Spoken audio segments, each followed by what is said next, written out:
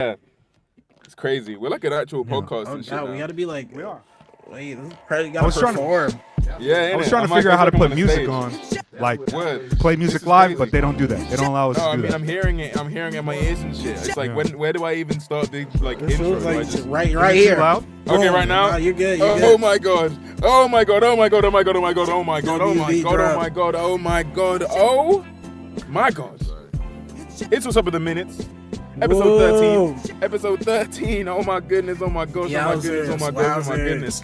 Yeah, they didn't. I'm telling you, man. It's an unlucky number out here, but we stay winning. Is it? We stay winning. 13? People don't like the number 13, right? Friday the 13th. Yeah, 13 is like a number that, like, you know, bad shit happens. Bad People like vibes. explode and shit. You know. That's It's one of number the- 4 out here in Japan. Because yeah, the like, kanji is similar for death, and so But like a four lot is of my old favorite number. buildings- What the fuck? Yeah, same.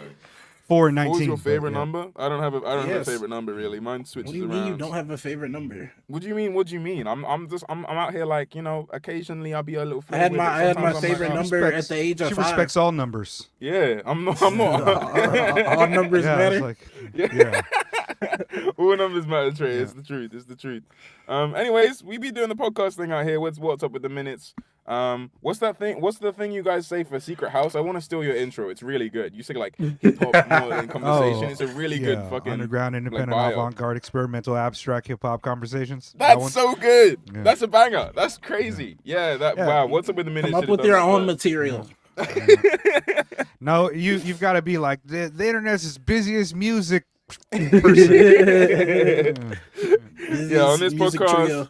Yeah, that's what we do. The internet's busiest music trio, who record every 2 weeks, which is definitely the busiest we can possibly be. It's impossible for anyone to do more than record for 3 hours every 2 weeks. Shit, this barely happened. Yeah. I mean, unless people start locking into the $100 a month tier on the Patreon, you know, a couple of y'all do that. We'll do this every 3 day. recordings back to back. Yeah. We'll Every day. I'll start quit stacking you up. for that. Yeah, if we can reach £3 billion per month on the podcast, I'll quit uni. I'll do it. 3 billion. I'll do You're it. getting greedy. Okay, shit, Trey. 3 million then. I do that shit for about $350. Okay, yeah. Every 2 weeks, we at What's Up with the Minutes Incorporated take 3 topics of our choosing and discuss them, do the conversations and the like, be having smart intellectual debates, you know what I mean? We really be tantalizing your thought programs and shit like that. That's what we do. That's what we do. Your thought pathways. Hey. Very thought-provoking conversations. Yeah. Change your perspective on life. Yeah. If you don't leave What's Up with the Minutes feeling enlightened, then we haven't done our job properly, is what I'm saying. That's what I'm saying. Would you guys, my fellow co-hosts, like to introduce yourself on this fine evening? Yep, Robinson Mega, Tokyo based, Secret House, Damn. Against the World, all that type of stuff. Marxist-Leninist, big shot in Tokyo. Hell yeah. Well-known mega, hitting the stage. Well-known Mega. And TREDOES, would you like to tell the good people who you are? I'm Trey. And I'm just Trey. I'm a civilian. Oh, shit. I'm a civilian this week. You keep doing this aura shit, bro. I can't handle it, my lord. This is the aura. I'm just a civilian. I don't know how I ended up here. Well, hello and hi. I'm Kosey, aka Kosey, aka Kosey. I do the rap thing. I do the mixing thing. I do the beat making thing. I do the podcasting thing. She, her champion, transgender queen, doing the hip hop thing. Wow, bars, freestyle, The hand like, movements. you see it. Like I'm- a Busta Rhymes music Like video Common. in '99. I love Your doing hands that where my shit. eyes can see. Yeah. No, that's real hip hop. That's what It's you'll real find hip-hop. whenever Yeah, you we're clock doing the knowledge into out What's Up here. with the Minutes. We always Yeah. are super real hip hop. Like, yeah. Of course. Yeah, and you know we have 3 topics this week. And Mega, would you like to tell us what your topic is, like on a little Cliff Notes situation? Yeah, just hip hop acts that have impacted the culture in such a way that people hating on them is kind of a red flag. It's a little bit. I'm kind of joking a little bit about my topic too, but yeah, if you get caught hating on certain artists, you've exposed yourself as a sucker in the culture. Yeah. A half stepper.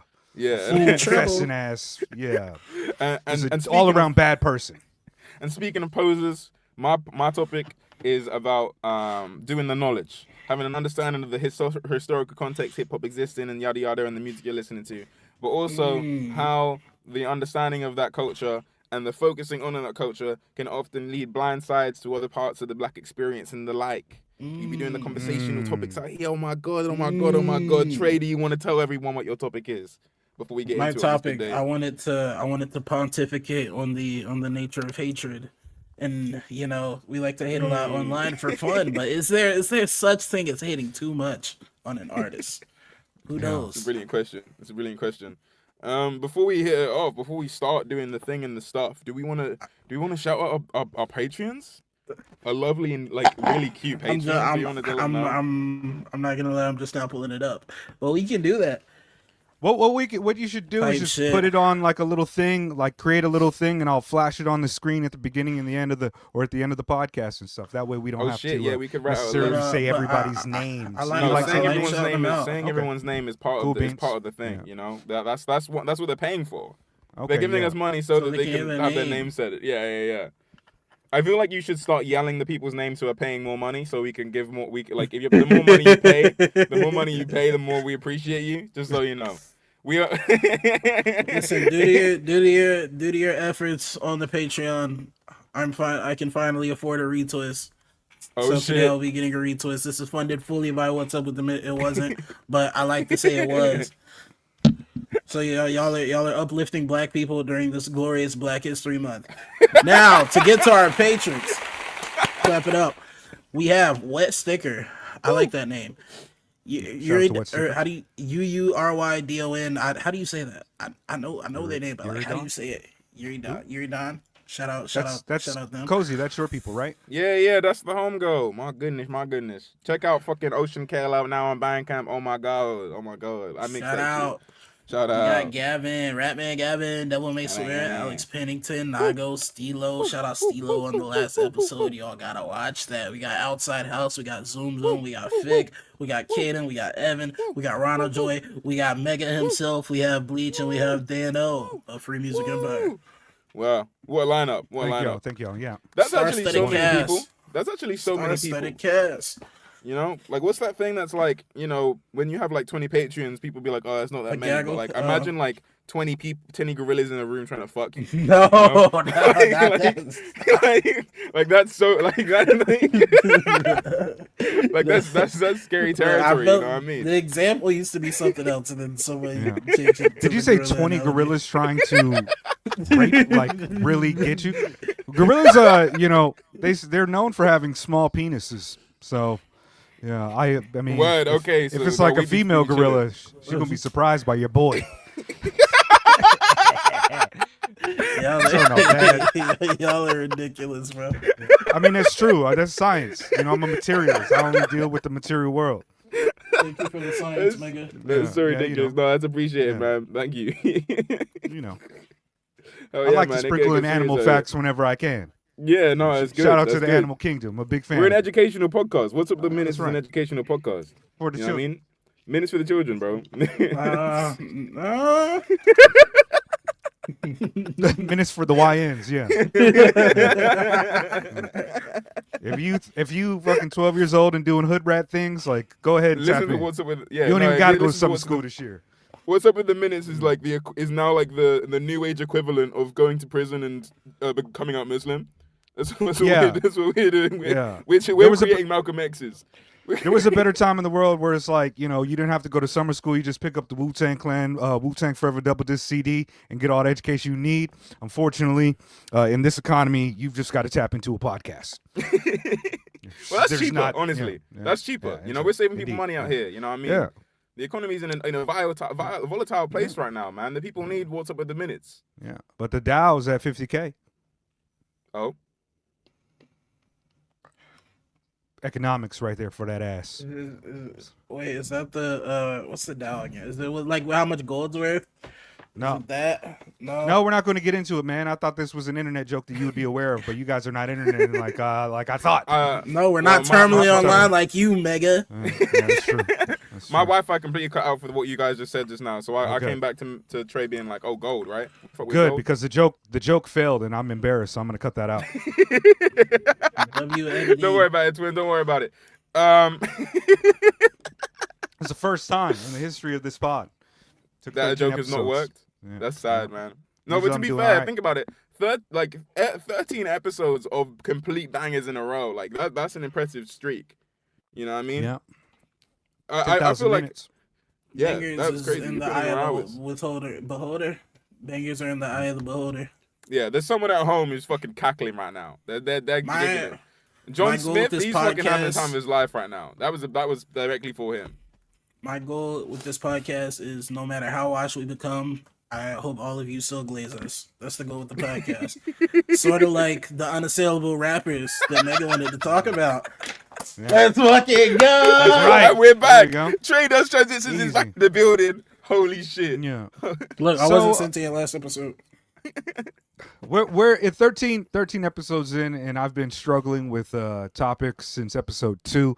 This one just kind of came to me, and I was just like, are there any MCs or rap artists who are completely unassailable due to the impact that they've had in the community? Obviously, we have 50 years of hip hop and amazing artists who have contributed in such a tremendous number of ways, good and bad, positive, negative. That's the dialectic right there. But I was thinking, like, who is truly unassailable? And no, everybody is privy, like, subject to critique on their work. But if I had to say 2 people were absolutely unassailable, like, you should just not go there when it comes to them, I would say that it's Rakim Allah and Lil B. I just feel like you Lil probably B? shouldn't fuck with Lil B. Word, bass okay. guy. Lil B does have that ear. I'm just saying, like, it's like Real quick, we it already sounds know like- he's. When we're talking, we can like hear each other in the back. Is that just I me? think only you have that. I don't have that issue at all. I'm But it not. sounds like it's picking up from somebody else's mic. Oh. What? Can y'all not hear that? Yeah. Yo, I yo, don't. yo. I hear Y'all a hear little that? bit of an echo when you talk. Yeah. No, I don't. All No, right no. then. Well, guess we keep it moving. The people at home are right now screaming in terror at the horror of the audio horror we're presenting to them. But I can't hear it, so it's not my problem. Audio horror.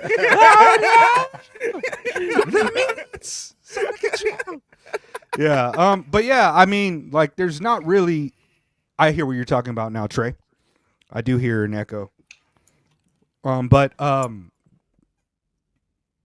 yeah, I feel like, like, Rakim is kind of unassailable, whether you like his music or not, just because you kind of how he's held in the community. But everybody else can, get the fucking dick cookie. It's just like you should be able to talk shit about most of these people. Like, I've been a pretty long hater of Ice Cube for most of my hip hop experience, and this goes back to like '97. I've been kind of an Ice Cube hater, and I dislike I dislike a lot of cats. I have never been one to champion even like artists such as like Kanye West for being a brilliant genius that's unassailable. I've always felt like there's enough things to say about him that are not great. But yeah, maybe just Lil B and Rakim. I don't know. Everybody else kind of fucking sucks. I do All the find that the thing you said at the beginning of like, because I remember this is something you say like quite frequently, is like ruthless critique of everything is like the best way to go forward, because you got to kind of understand the dialectical issues that everything got going on, So it's like, with like in regards to Lil B, it's like, yeah, Lil B has that, but also like there was that like whole weird phase where people be drawing like Lil B and like the bass guard on their feet and shit. Mad like actual miners are doing that shit, and he was retweeting it, promoting it and stuff like that, and it's like that is a thing that we can be like, that's bad. However, Lil B is that was a also- CIA op. That was a CIA operation. Yeah, you're right. The To boogeyman, diminish the the boogeyman. glory of the bass guy. bass No, I guy, don't. yeah, I actually yeah, didn't know you're about that, but yeah, I didn't know Yeah, about that. but like that's what I'm saying is like there's so much, but there's also so much important culture like nestled within the like the impact Lil B's work has had, and like I'm not even like crazy hip to it. I haven't listened to a lot of it. I'm just kind of aware of the presence it has and the like magnitude of it. There's so much out there, and he was using the technology that he's using. He was like the first person to really take full oversaturate advantage the of market. that. Yeah. That's like memify themselves. yeah, you know, and that was like a full. It's a very important part of the history of it. And like obviously in that case, it's like I would be like that part of his thing, regardless if you like the music, regardless if you like any of that. We need to acknowledge that that is an important part of hip hop culture. Similar way, like I think didn't Rakim like drop an album a few years back. I'm assuming it's not good. I haven't listened to it. I haven't listened to that shit. I'm assuming it's. Didn't listen to it. I heard it wasn't bad. I can't remember though. Oh, okay. Well, I mean, I make the assumption that's it's like not good. subjective and shit too. You know, like his prime was 86, 88. You know what I mean? It's like even if he's operating on that same level, you know, time has passed and people are not necessarily interested in that sound or the content that he makes. So yeah. And you know, I think it's interesting because it's like there's a clear and obvious trajectory of like a pre-Rakim and post-Rakim hip hop, you know? So it's like when you're approaching talking about his art, that needs to be mentioned. You know, there's stuff like that where it's like you need to have and make sure that when you're mentioning his stuff, that comes there. But you also can be like, but also he's got a lot of shit I don't care for. Sure.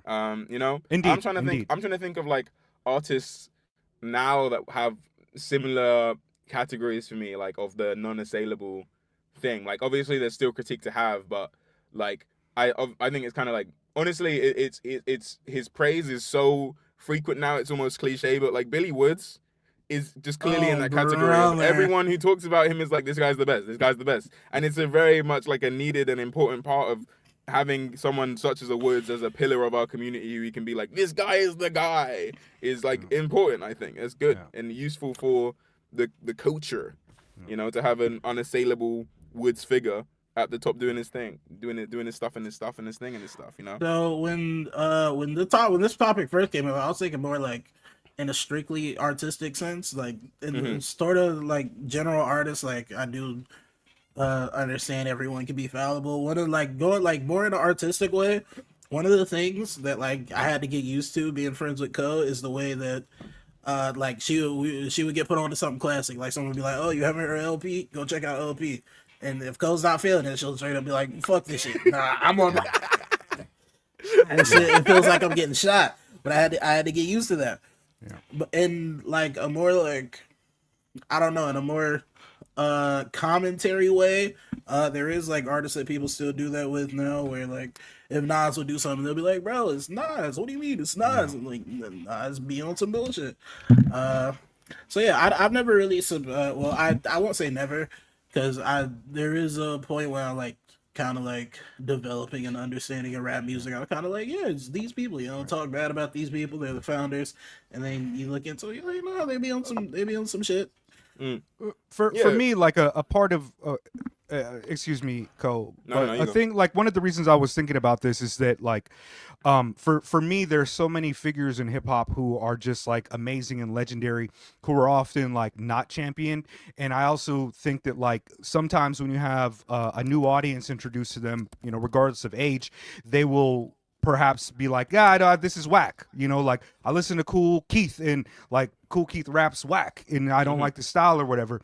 But I'm just like, yo, that's fucking Cool Keith. Like you have to kind of like frame that in the time, the space, the influence and the things that it did. And it's one thing to dislike an artist and not really vibe with their music, but it's another kind of thing to kind of like say that the music was not quality or impactful. Like LL Cool J, as much as I don't really care for the catalog, like legend, GOAT, fucking amazing, like almost like an unassailable hip-hop career. Like the things that LL Cool J did, I'm just to the point where it's like, yeah, I don't care for LL and I don't like hold him to like a high regard because I don't really do that kind of critique where I have to list people in order or anything like that, but like he very much should be on like the level of a Drake conversation for the things that he's done and accomplished in styles. And there's just so many people like that. And even in the underground, when somebody's just like, yo, Blueprint fucking like, I don't listen to fucking, why would I listen to Blueprint? I'm like, yo, Blueprint's been putting the shit down. Like he produced Unforeseen Shadows like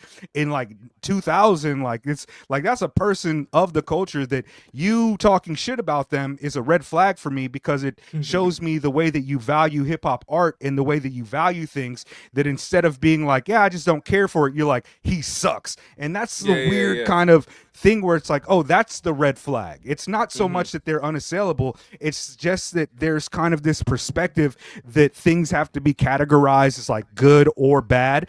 And sometimes you're talking shit about something, and it's just like, bro, you have no idea like what this person has contributed to in the culture, like the ripples, the shockwaves, the kind of like the things that happen. And it's like that for mainstream artists as well, but like particularly when it comes to underground cats, I'm just like, why? Like, I understand you like don't want to listen to, I don't know, Aesop Rock, for example, right? Like, you don't like the music, but it's like, yo, that's 25 years of fucking excellence. And like, even from all the way people try to go towards objectivity on bar craftsmanship and shit, it's like he's operating at a very high level. And for you to just like kind of hate, it's kind of like a red flag. It shows that you're kind of deeply unserious when it comes to critiquing art, and you're more interested in like your kind of subjective opinion and creating these kind of taxonomic ideas about good or bad without understanding how shit actually is important. Yeah. And that's kind of why when the trade thing, him saying like when he to be like, you should listen to this LP album, and I listen to it and be like, and it's like, I would say it very like I would say it very like matter of factly, like, I don't like this, but I say that with the knowledge of who LP is, you know. I know about funk. I've listened to all of that shit. Not shit like shit like stuff. I've listened to all of that stuff. I've listened to all of that stuff, and I have my opinions on it, and da. But that's not the important part of the art in itself, you know. I understand the trajectory and what that led to, but I'm sitting here being like, maybe Cancer for Cure isn't necessarily like, I don't love the sound of that, you know what I mean? And that's fine, you know. Having your own like subjective opinion on it is kind of like the point. It's like kind like the conversation of the like kind of objective impact that this stuff had doesn't exist without the subjective opinion that of the people who first enjoyed it, you know. Like the subjective enjoyment of this stuff is a deeply important part of the artistic process and you processing the art itself, but that doesn't necessarily mean you gotta be like, doesn't mean you gotta enjoy it all, but it does all mean, it also means you have to understand where it's coming from, like a historical perspective, which is why I think LP is good. I think LP is good. Okay, I think LP is good. Okay, we'll have Mark vehicle outside your house. But, I've seen people who look exactly like Trey following me around recently. There's like 5 of them, and I've been running down the street looking behind me, and it's just five people with Trey masks on. It's scary and terrifying. I got plenty of shit. I got plenty of artists where I'm like, it's not for me, but I respect the context of it. Mm-hmm. But there is this thing on the internet where like in the commentary space where there are certain categories of it, because there's kind of niggas who are like, oh yeah, I like the old shit because the old shit I'm supposed to like it. And then there's also people who reflexively dislike the old shit because they're like, I'm tired of hearing niggas gas up the old shit, so I'm gonna just, regardless, I'm gonna be like, fuck that. And I don't know. I feel like there's a fine middle ground. I feel like I get annoyed with both extremes pretty often. But I do think there should always be a pocket to like critique these artists in a broader context, because like it takes me back to the end of the year episode with Q, and you're talking about like Droog's relation to Madlib. No hate to Q, of course. Shout out Q, but he was like Droog's proximity to Madlib's one of the legends, so obviously Droog is cool. I'm like, nigga, I don't do math like that. I don't think it's productive to run equations like that. Sure. But you know, one of the things that were like, this is kind of a joke. This for me was kind of a joke topic, right? Because obviously everything should be critiqued, and there's various levels of critique. But when we talk about like the way that people, this is me getting a little bit Marxist with it as well, though.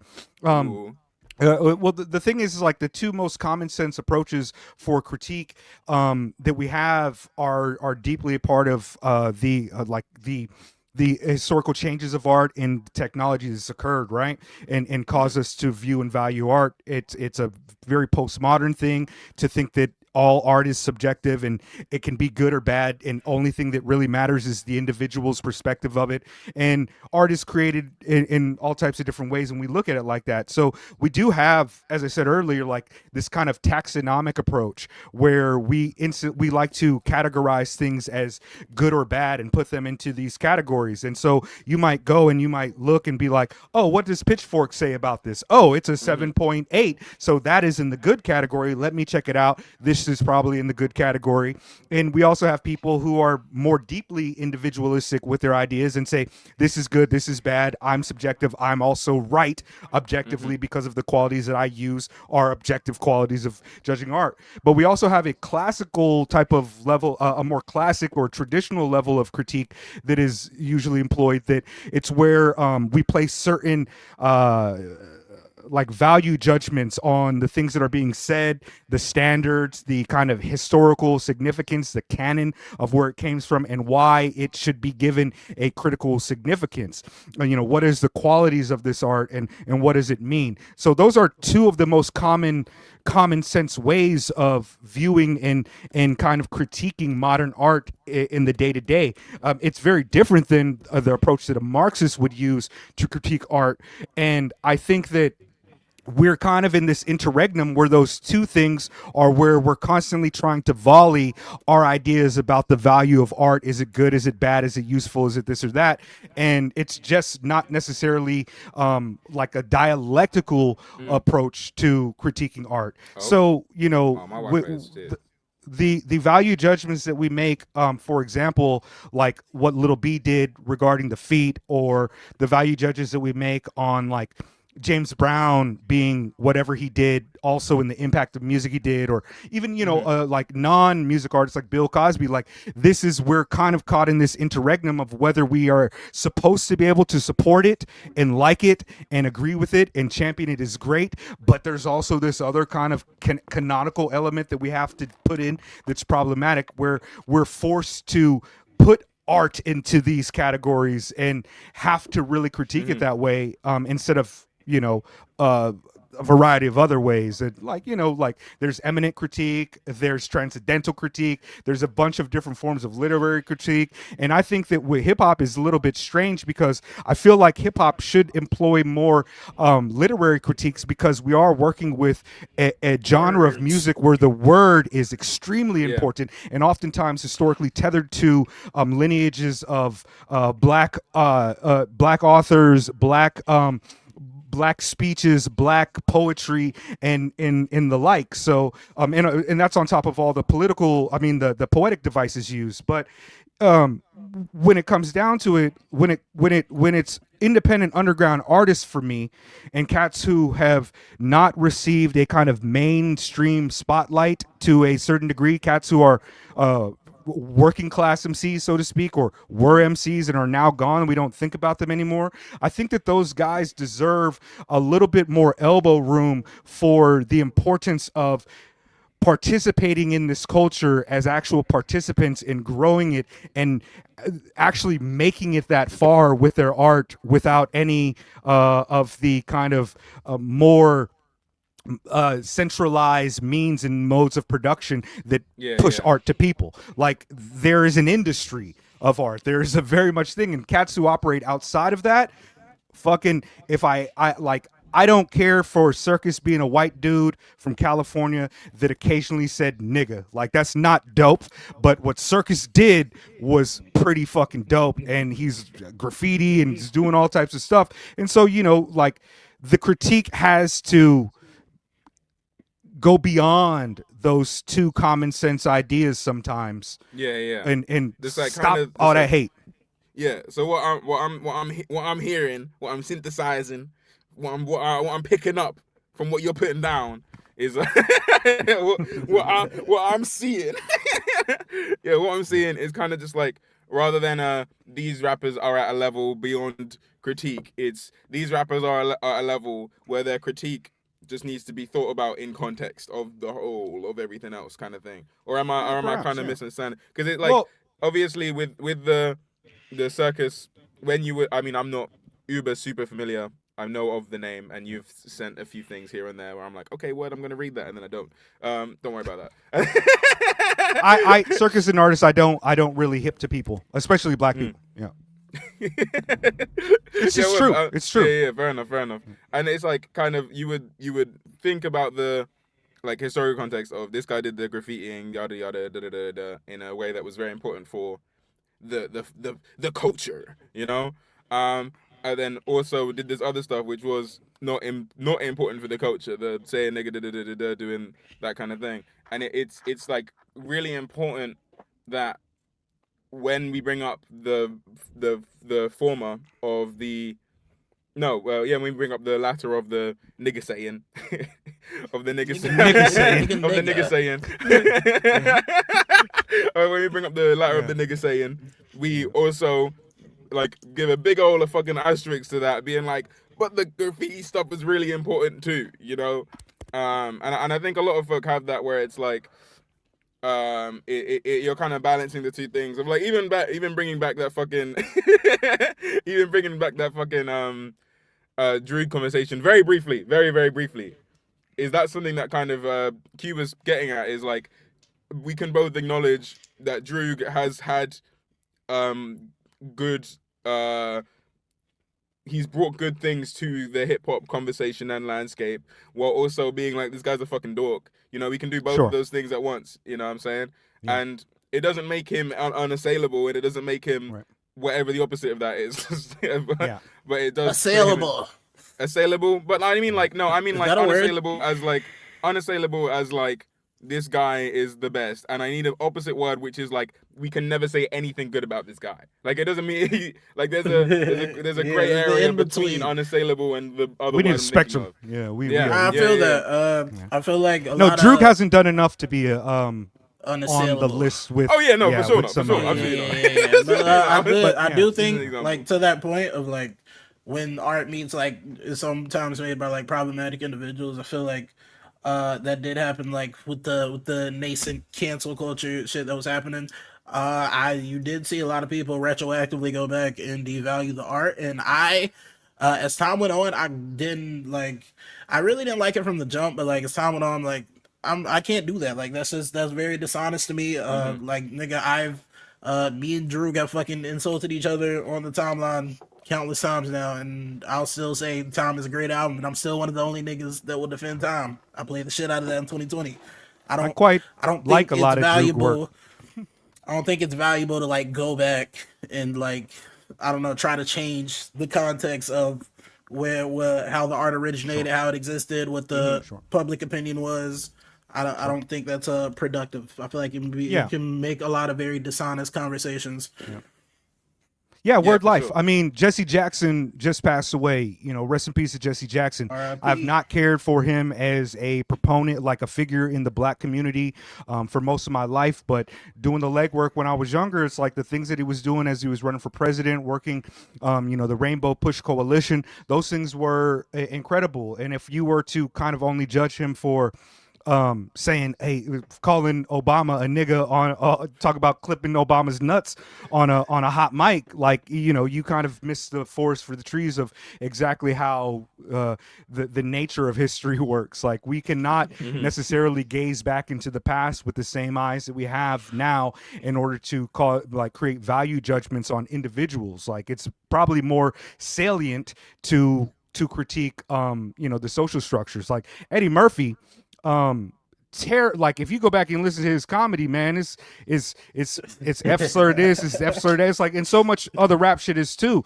And it's important to give those artists like elbow room. It's like, people was saying it back then. It was a different time, a different place. It wasn't necessarily good at all, but it's also like if you were alive back then, who knows if your value judgments would be different either. But so when it comes to rappers being unassailable, I think all of them are nobody's unflappable Can get except these for hands. yeah, they can all catch the hands, and you know, like that's one of the things that's most disappointing to me about my hip hop heroes. Like RZA was highly influential to me as a young black kid, half black kid who was learning knowledge of self and had all of these ideas and principles, and then to see kind of his intelligence and where he went further in his career, and to kind of drop some of those things and have you know, respectability politics, it was really like, damn, this can catch these hands too now. Like, you're a disappointing hip hop hero. But they always get got by the respectability politics. It's yeah, they get older and pull your pants up. That's the problem. It's like, yeah, we are deeply ensconced in capitalism. I saw this tweet from someone being like, rest in peace, Jesse Jackson. One time, yeah, and while I was walking down the street, he said that I should take my fucking do-rag off. And I was like, don't let them see you wearing that shit. And then, you know what I mean? And it's like, it's serious. Like, the respectability of politics, if he put his grubby little hands on everyone, man. Like, my father... making us look bad. My father was big on that respectability politics. Like I told you, like my father is a black man born in 1941. He did not say the N-word. My father did not wear sneakers unless he was running. He wore, you know, fucking shined boots, slacks. He didn't wear jeans. He didn't say the N-word. He didn't curse. He was very what you would call upright. And when he saw a lot of the kind of changes in the black community in the 80s and 90s, where some of the more dominant depictions of black people in mainstream media and mainstream popular television were these depictions that were just not, no old person in the 1980s was like, yeah, I'm glad these young people walking around with their pants hanging off their ass and gang banging and say nigga all over the place and talking about killing black people. Nobody was like that. And that's why I say, like, we kind of we need to give C. Dolores Tucker a little bit more respect than we do in the hip hop community, because there's a problem with the way that she's been historicized and judged under the light of some of these hip hop historians. And you know, when you do the knowledge, you realize that it's a vast web and deeply complex thing. Even like hating Oprah was doing and judging that and shit critiquing. Too. Yeah, you know what I mean? It's like, fuck Oprah. My fault. But also, like, we got to deal with. Think about it from the perspective of them old niggas who grew up with us in a certain light. You know, you can't, like, if you say nigga around someone who actually had like I mean, like, obviously I've experienced people saying nigga to me. My you know, you guys know how crazy my fucking high school was. But it's like a different level of, you know, people saying nigga with like a weird like jittery like, oh, I'm gonna giggle afterwards, and say nigga with the fact that they could at any moment then like kill your family over that shit. You know what I mean? It's a very understandable thing for older folk in black communities to be like, I'm not gonna allow this to be said, because the pain and struggle from it is bigger than the pain than the reclaiming can ever like really attain, really like create, you know? And like one of my favorite songs like ever that I remember, like when I was like 15, being like, it was like, oh shit, it was like real like watershed moment. Everything kind of made a little more sense. But it was like I think Boris Gardner's "Every Nigga Is a Star," and that's like a pretty old song, you know. That's like 60s, 70s, and I remember that song being like vitally important to me. But when you think about the like historical context that song exists in, this is a completely different conversation to the topic. I realized we're completely off topic. But when you think of the historical context of that song existing, it's a lot more powerful than today if I made a song called "Every Nigga Is a Star." You know, it's a completely different world. You know what I mean? And to kind of bring it back to the unassailable thing, people just need to be taken in their context. People just need to be taken and understood in the context that they existed in. And when critiquing, that's an important part of like understanding what you are even critiquing. You know, if you're gonna say this music sounds bad, it'd be like, what were they making that shit on? You know what I mean? A lot of like 2000s, a lot of like 2000s hip hop for me, underground hip hop, is when these niggas are figuring out synthesizers, and a lot of that shit sounds bad. A lot of that shit, like, it just doesn't sound good. But when you think about the access of technology these man had and how long they'd been using this stuff and how long that had been accessible on a monetary front, like the amount of money that shit costs in comparison to samplers and stuff like that, it kind of makes you think like, maybe I should like lay up a little bit. Maybe I should allow these folk to just grow into understanding the technology they're using, you know? And to like, in the same way the technology that exists now, we're learning how to use it the best and shit like that, you know. Yeah. So just critique folk for what they did, rather than what you're doing right now. Yeah. I just kind of, you know, like I said, it was a joke topic, but I think it's really good to be respectful.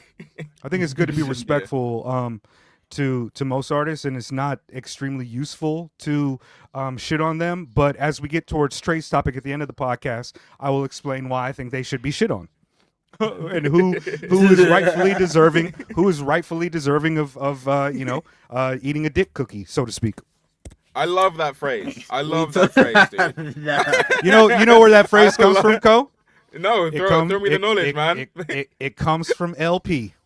Oh shit! It was the diss track. It was a diss track against Soul, and you know he was just like, "Eat a dick cookie," and it was like, "I just cookie. Had that." It's Linda Tripp by LP versus Soul. I want to be down. Wow. I love company flow. Yeah. LP. Eat the dick cookie. That diss track is so funny. That diss track is insane. Wait, you say that song's cool? Sorry, say throw it again. Linda Tripp. Linda Tripp by LP. All right, cool. I've got that saved. I will do the knowledge. It uses a Bjork sample. Do the knowledge, Cole. Because like we said before, to understand the context that this critique exists in, the historical context, there's this thing called rap music. And if you're getting into rap as a serious hip hop head, you hear this phrase at some point. You gotta do the knowledge. And Cole wants to talk about what that truly means to analyze the hip hop history. Yeah, you should have brought the chalkboard and had the 4 elements written on the back. With the 5th element, it's just a black man. It all started with disco. Yeah. Hip hop started out in the park. Yeah, I mean, my plan wasn't to tell you the entire history of hip hop. Surprisingly enough, that's the whole thing. Surprisingly enough, this is not hip hop 101. What's up with the minutes is more like a 401 situation. We're already out here. You know what I mean? You're at master level. You know what I mean? You done graduated. Yeah.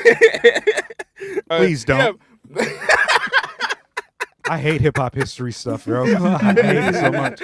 That's what I'm saying. Yeah, I mean, what I wanted to get into this week was kind of you do see the phrase of like do the knowledge around very frequently, and you know there's obviously like, because this is how fucking words work, there's mad interpretations of what that means, to what extent doing the knowledge is simply understanding history, to what extent doing the knowledge is like listening to things, and I was just kind of curious to start off, like what our relationship with doing the knowledge is, what our relationship with the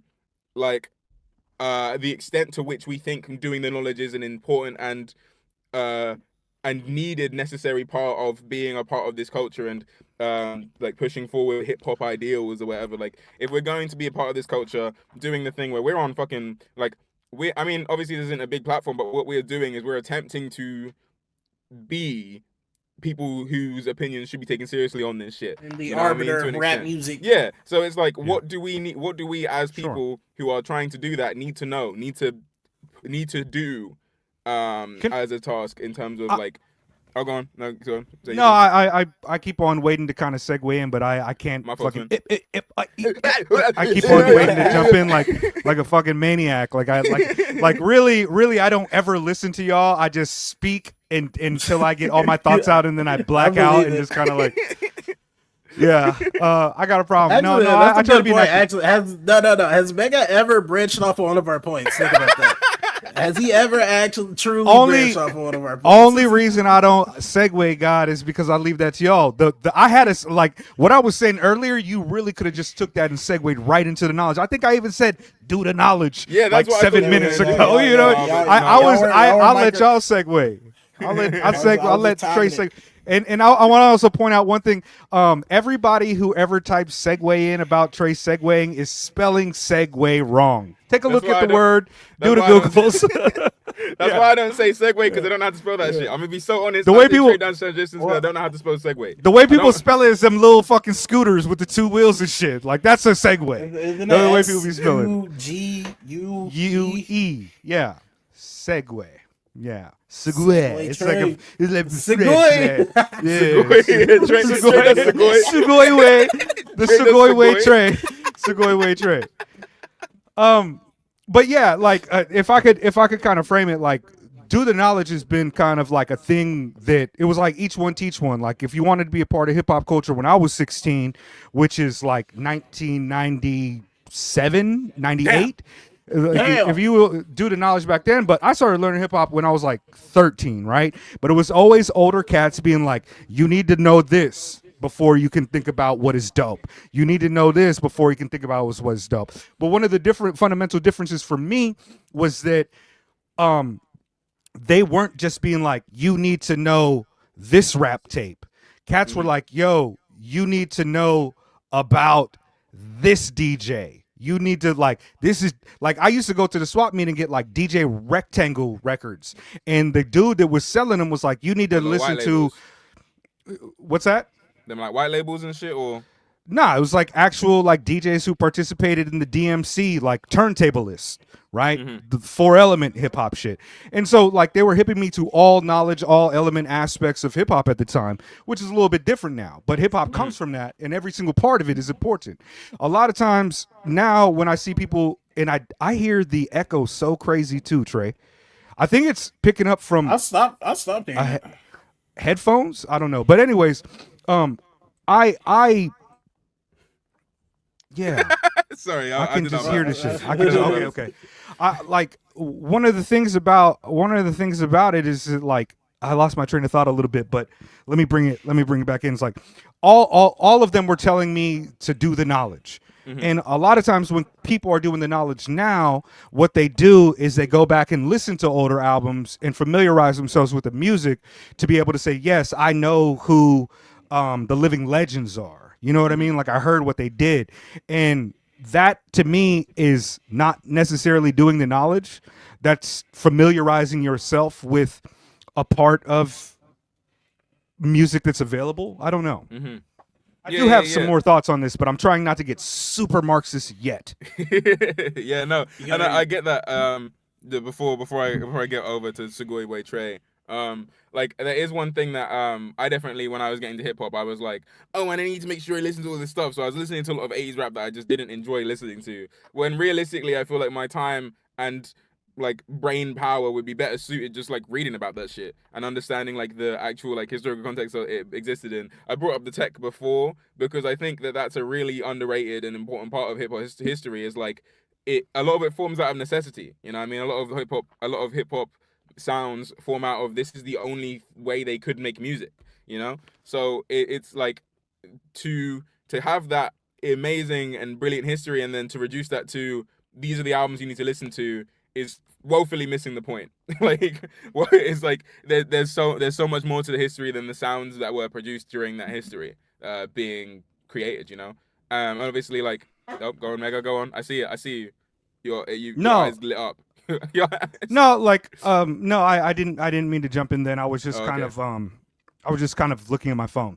Oh, but my yeah, sincerest apologies. Yeah. But it's just like that. It generally, I feel like is not to immediately get into the like blind spots of where knowledge sits today. But that's something that I would think is like one of the negatives. But I do 100% see and value the idea of doing the knowledge as a thing for hip hop because it's so. I feel like it's especially as quote unquote black culture.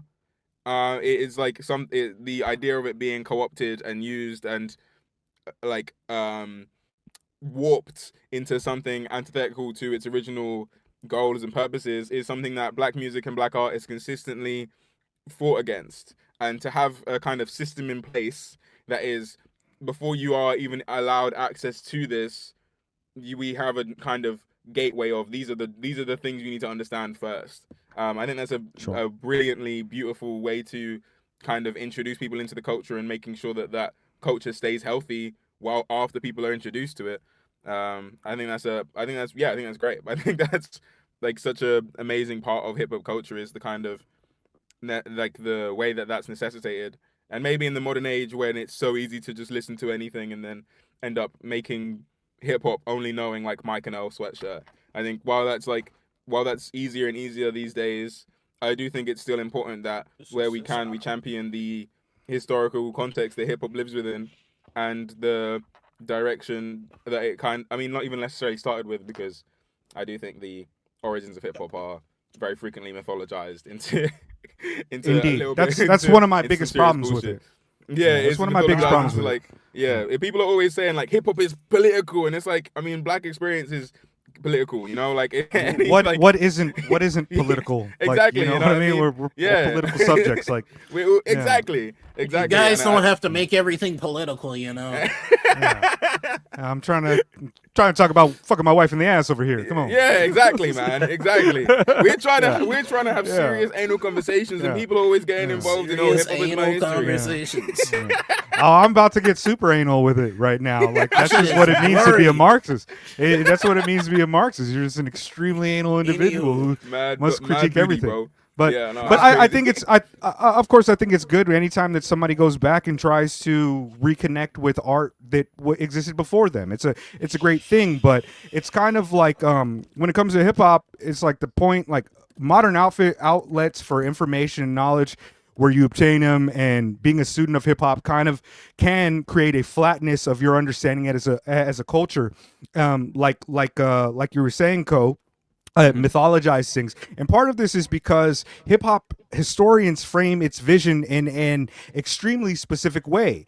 It's also like the historical interconnectedness of the elements is hard to position as an interdisciplinary study, and we do not have scholars in hip hop that really are historical scholars at all. They're fans of hip hop that wrote a book. Whether you're fucking Jeff Chang or Dan Charnas, like, you are fans of hip hop, people that were in hip hop. We don't have many scholars that frame hip hop as a within its cross-contamination of influences, its historical prescience, and oftentimes while they try to use it as connecting social organizations of race and participation, they obfuscate elements of class, and they tie it to deeply liberal forms. And as temporal beings, largely neoliberal in our perspective, we're confronted by history that we cannot easily amalgamate reasonably into a synthesis of time, history, and meaning. It's very difficult to get the answers about what hip hop is, what it meant, in any way. If you listen to old hip hop to gain a greater understanding of technique, styles, and aesthetics, that history is formed by so many other forces and elements that derail. It's like it derails your holistic or complete view of what the elements were at that time. Like, beat juggling and turntablism is something that you never really hear spoken about when it comes to production of hip hop music, but it was deeply influential in offbeat and choppy shit. And there's elements and there's songs and there's music that you can go back and listen to Big Just, Gafflin and Whips and see all of that as an actual hip hop human being. But nobody has done a review about it that highlights that. There's no historians that do that. There's no forms of critique that go beyond this taxonomic version or that traditional kind of bullshit. So, like, there's a gap that separates us temporally from, like, understanding the meaning of history and its signification. And it's also just because, like, hip hop as an art form is not really taken seriously. We have all you need to do to teach hip hop at MIT is fucking right kick push and sell a few 100,000 records. Like, is that I'm not saying that he's not brilliant in understanding hip hop, but what I'm saying is that we have a deeply kind of we have a deeply impoverished academic lens when it comes to hip hop. Even if you watch, like, cats who are brilliant theorists, like or working within the cultural space, like Dr. Ball. Dr. Ball, I mix what I like. He has a lot of hip hop conversations on there. He talks about C. Dolores Tucker and things, but he's also just a black man that likes hip hop and was listening to hip hop culture in college and on the radio and buying CDs like people. That's not a part of that 4-element culture that I'm kind of getting towards here.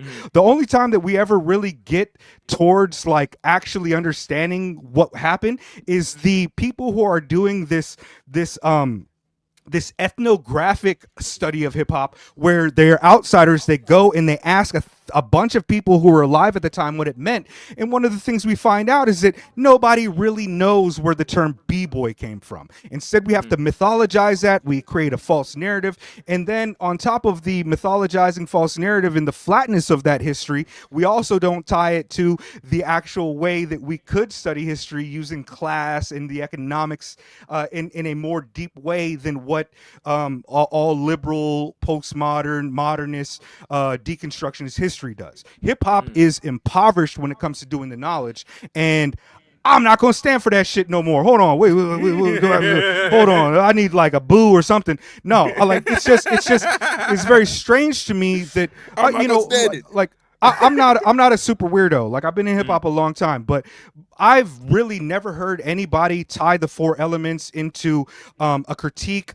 of immediacy through anarchism in formulating cultures. Nobody does it. I appear to be the only nigga that's ever done that, to my knowledge. And I'm not trying to say that I'm the GOAT.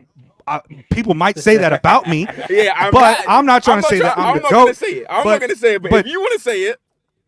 Deeply, there's just a lack of conversation when it comes to that. There's just not there. It's just not there.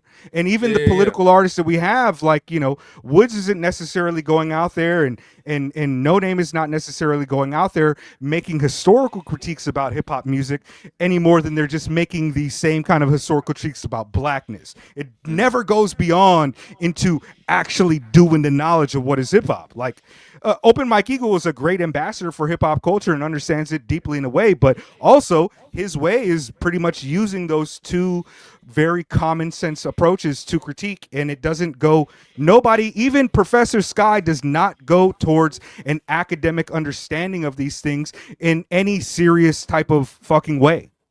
Fuck that shit. Sorry, I told y'all I was gonna get a little crazy. Yeah. No. I'm not gonna stand. That was a rant. My bad. That was a rant. If you want the layman's version of what doing the knowledge looked like as a Gen Zer, doing the knowledge for me was I think I was just getting in high school. And I was like, bro, I'm not intelligent on like any specific hobby. I'm like, what should I get into? Wait, how old is that? Can you give an age to high school? I don't. Oh my god, how old high school is like age 14 to like 18. Okay, what? 13, 14, 18. So like early high school. 9th, 10th, 11th, 12th grade, yeah. And I'm like, I'm not like well versed in anything, but maybe I should listen to a shit ton of rap music, and then I can talk to the niggas about rap music. And I did that. And my version of that was I would go back and listen to more blog era rappers, because that's where my music taste gravitated to more. So I would listen to these projects, and then I would go watch a Dead End Hip Hop album review. And the thing I've always appreciated about Dead End Hip Hop is, no matter what you think of them now, they have been doing this shit for well over 10 years.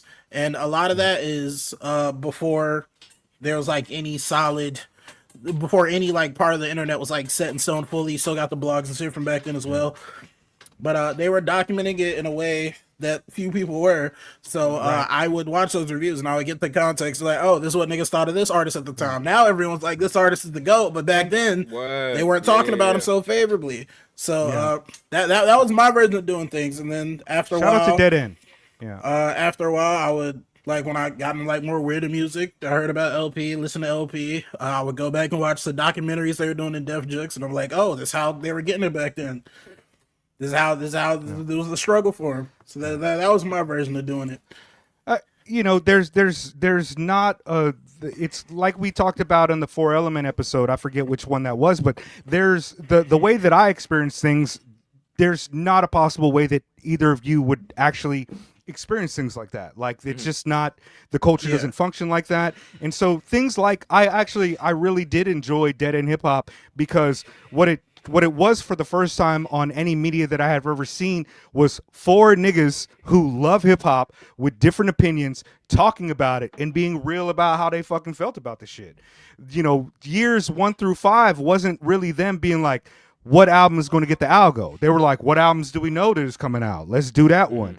And the variety was great. And it's important that those things are present. And I think that, you know, what we do on Discord and talking to people about rap is gaining the knowledge. You do have to be careful about, like, the beginning topic of this episode and the end topic. Like, what is unassailable, what deserves reverence, and what deserves dislike, and how in this middle section, how do we navigate the way that we critique art, and how do we navigate the way that we view knowledge being knowledgeable about this culture. So it's like, history and hip hop becomes more of like, with technology, becomes just networks of circulation. There's not a like actual music itself. It's not a music. It's not a movement. It's downstream from culture that we're all getting it now. Like, real hip hop culture is up here still, and we're often downstream from various parts of it. And all the social practices that go into particular modes of music recording and distribution and reception are the means of production and actually deserve to be a part of this critique, but we very often don't do that. And the way that images are created, criticized, and just in a broader pragmatic field, it's not essential for any of us that are hip hop fans and listeners that want to only listen to Backwoods to necessarily have a deeper history of what it means to be a hip hop person. Because I talk to, sometimes I'll talk to an MC I've been listening for 25 years. An MC, sometimes I'll encounter them and I'll be like, yo, do you remember like King IXL's DMC finals fucking set from the turntables? They're like, no, I don't even know who that is. And it's like, oh wow, that was just like one of the reasons that I like so much of this culture. It's like, we all have, like, most people were fans and just were doing it. It's like the historical aspects and actually doing the knowledge, that fifth element being knowledge, has been it is such a bullshit fucking idea that only serves to make it seem like you're doing more to understand things than other people who are just fucking doing shit. It's so bullshit. Like, our understanding of why shit is dope is not dependent upon your place in history. Our understanding of why things are dope is because you start to acknowledge that hip hop is a remaking machine. We live off the history of a recategorizing of samples, of the stylistic approaches and linguistic pragmatic practices in the modes of recording that resonate with us because they are deeply human, and also fucking vibration is the core of the black experience and lived experience. So fuck. I don't know. I'm ranting. I'm okay. I'm sorry. I'm done. I'm fucking done. I feel like I'm barring out, but I also feel like I'm saying 52 different things right now. Pick up on one. Yeah, my bad. No. It's good. I thought I was gonna be lazy today. I thought I was just gonna talk shit. No, I mean, this topic, it came to me. It struck me from the heavens. Like, as soon as, like, and it's especially as I've been getting into the poetry thing recently, as a part of my dissertation. And I was already into the poetry thing. I just didn't really I didn't know what my in was, and now I'm finally like, I found it, and I'm enjoying it, and I'm in places and doing the thing. It's like that there made me realize how much of like my understanding of history through the lens of hip hop was like deeply flawed, and I think this isn't an uncommon thing in, I think, hip hop circles, is hip hop being the thing that and therefore everything is hip hop. Hip hop as a political tool, hip hop as and it like kind of really negates the fact that like what black music from the like can we trace that didn't have a deeply political message and a significant amount of music it had. So music consistently, it would have, as much as it would have a lot of love songs, everyone's got their protest songs in that. I mean, a change will come. What's going on? All of those are protest songs. Like, niggas didn't even realize that Happy Birthday by Stevie Wonder is about specifically Martin Luther King's birthday. Like, that is, what I mean? Like, protest towards getting his fucking birthday as a national holiday. You know what I mean? And it's like, niggas just as giving blackness, as giving hip hop the blackness, as giving hip hop blackness, as gifting hip hop the arbiter of what blackness is. All of these other facets of blackness become dwindled and diluted and unknown. There is so much to this that is completely like skipped over by a significant amount of the audience. Shit, I feel like I'm in church right now.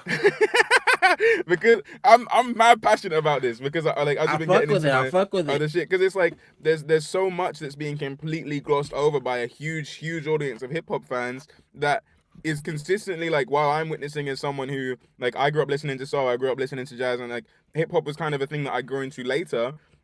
I'm witnessing a lot of people who just don't understand that hip hop isn't doing new things in a sense of like it's not the first thing to be political, isn't the first thing to express blackness, it's not the first thing to do much of the stuff that's being portrayed. Like poverty and people who are poor making music has been the thing the whole time.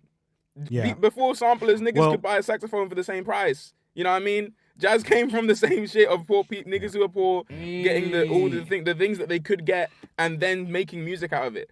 Hip hop didn't start that shit, and I think that the way that black people have mythologized, always been able to take exactly and create take whatever is around and make it beautiful and dope. You know, this is controversial and shit, but I'm not one of the proponents to say hip hop is black culture. I think we've kind of gone beyond that, and what most people consider hip hop nowadays is not what I would consider black culture. At some point, I think that was a prescient thing to say and a meaningful thing to say, but these days, I would not be one to say that hip hop is black culture. Yeah, I just like again, taxonomies and what blackness means. We can definitely get more into that. We can talk about, you know, race and things, especially from a Marxist perspective. But I'm just not particularly. I'm just not particularly interested in kind of tethering it to that because what I know, what most people know as hip hop, when they talk about it, they're not necessarily talking about the same thing that I'm talking about. They're talking about a spot in the record store or an hour that's sold to you on a radio station of music that is considered hip hop. Or Anthony Fantano. Yeah, I just don't agree with it, you know. And on top of that, like, you know, if like one of the things that I picked up from my OG, shout out to Scheme Richards, fucking legend, unassailable legend. Scheme Richards told me once, he said, man, I don't know what hip hop is, but I'll tell you what, if hip hop is any one thing, it's free. And that's why black people needed it, because it's free. And like I added on that's why black people need it, because it's free. But he said because it's free. And now that is kind of the one thing that I tether hip hop to. If it ain't free, if it ain't free, and if it ain't freedom, if it not about that shit, like I don't know what you're talking about when it comes to hip hop. Because I see these white rappers out there. Jack Harlow got an album coming out called Monica, my nigga. That seems egregious. I just don't even know if he got a girl named Monica, but Monica? I mean, I've seen the Denzel memes. It just seemed wrong to me. Like, I don't know. Like, it's just, you think know, like whatever on the album, he like might pronounce it like really slowly. It'd be like, Monica. Yeah. Monica. He puts a little bit of a G on the C a little bit. He sprinkles it on there. Monica. Yeah, it's fucking like I don't know, man. Like hip hop is just like I don't know what it means to do the knowledge. I've met so many people who are the 4-5 element guys, you know, fucking Zulu Nation guys. I'm just like, my nigga, like what did you even read? Like I told y'all, like I'm doing the 5%er shit today. And this is like, yo, y'all talk about knowledge yourself. Like, what type of knowledge do you have about anything, bro? Like somebody told you some shit, you took it away, and then you use it to make yourself feel better than somebody. Like, where is the knowledge at? Where is the critique? There's very few people that I've ever met within the nation of gods and the earth who were impressive to me in terms of their studiousness and their actual ideas about liberation of the mind, body, and spirit, and particularly of the Asiatic black man, woman, and child on this earth. It's just not there. Yeah. Look at this nigga Lord Jamar. This nigga is this is hip hop is a black house and Eminem cannot rent a room. Nigga, shut your bitch ass up. Like, I don't know what you fucking talking about, my nigga. Like, what the fuck are you talking about? The earth is, shout out to the flat earths. The earth is flat. The gods in the flat earths. Nigga, like, shut your fucking ass up. Like, it's just embarrassing. Knowledge is so whack, bro. It's so funny, bro. That's hilarious. That's a fire ass. That's a really fire way of saying anything about I don't fuck with you is saying you can't rent a room in my house. What did Kanye say to Sway? You ain't been doing the knowledge. You ain't been doing the knowledge. You ain't got the answers, Sway. Yeah, Yeah, and then years later, he's like, man, Sway had the answers. Bro, I know. After we recorded last week in the Kanye topic, I got so salty because I was like, bro, I could have made my name "You Ain't Got the Answers" Trey. That would have been so tough. That would have been so tough. I missed it. That's tragic. That's tragic. So next week, my topic is about Kanye again. Hey, let's bring it back. Shout out to the God Unassailable. You know what I mean? he made graduation, guys. He made graduation. Man, he made Father Stretch My Hands, part 1. Bleaching arseholes and shit. That's I love how that is like one of the most beautiful beats that I've ever heard. And like, I'm not even religious, but when I heard, I was like, da da da da, and then he's like, I'm gonna bleach my asshole. I'm like, oh damn, like you couldn't have somebody write something a little better than that. Not an unassailable artist, but that's an unassailable song. I don't care. That's hip hop canon. That's hip hop canon. I really do love that one, and I especially like when they got the little joint where Lil Yachty is on stage and hears it for the first time, and he feel the magic. I'm like, yeah, I'm basically Lil Yachty. You know, you're kind of like Lil Yachty. I see the resemblance. I'm a lot like I'm like a big Yachty. I'm a little bit more. Yeah, that's serious. That's serious. And speaking of bitch ass niggas, they were like Lord Jamar was calling Lil Yachty Little Yakty. Like, bro, like, why is that cool? Why is that funny? Like, you mispronounce. You don't know how to fucking. It's so good. I fucking dislike Lord Jamar. Like, I was a 5%er, and so I feel like my vitriol, my hate for him is just stronger because I thought I was joining an academic fraternity of black brothers, sisters, and children who were on some real shit. And when I listened to his album, it's like, bro, your shit that you talking about, the knowledge that you talking about is like the most basic. Like, this is a Wikipedia page for God bodies. Like I've never heard a God body ever talk about the 4 parts of a woman. And you know why? Probably because that shit ain't on a Wikipedia page somewhere. But we were taught that shit. Like, the guy body that taught me, shout out to Dice God Allah. He really put me on to knowledge. He really put me on to a lot of things. He really is the one that taught me how to study. He said, don't read the books, read the person. Don't read just the person, read the ideology. Read all that. Go deep and deep and deep and read all. He was giving me Angela Davis shit alongside with the weird conspiracy theory shit. But that brother, I hope he's doing well. He was only a couple years older than me, so he's still got to be alive right now. But this is the year 2000 and 2001. I just lost contact with him. We had phone numbers. I was gonna say, like, it's just if you lose contact, that's it. Yeah, you know, he was like 3 or 4 years older than me. Put me on, man. Like, he's the one that born God to me. You know, that's a good point from Mega though. How like doing the knowledge isn't like very well defined. So like, it's a lot of niggas who just by virtue of being old. They are the arbiters of doing the knowledge. Like now niggas go to Joe Budden to do the knowledge. Yeah. You weren't there when Nas dropped Street Dreams on MTV. You don't know what it means to want a Lexus at the time. It's like, nigga, shut your bitch ass up. Oh my God. Put on a fucking shiny suit, nigga. Get out of here. Going back, going back to my anecdote about just like, going back, getting into LP, like seeing what the consensus was around them.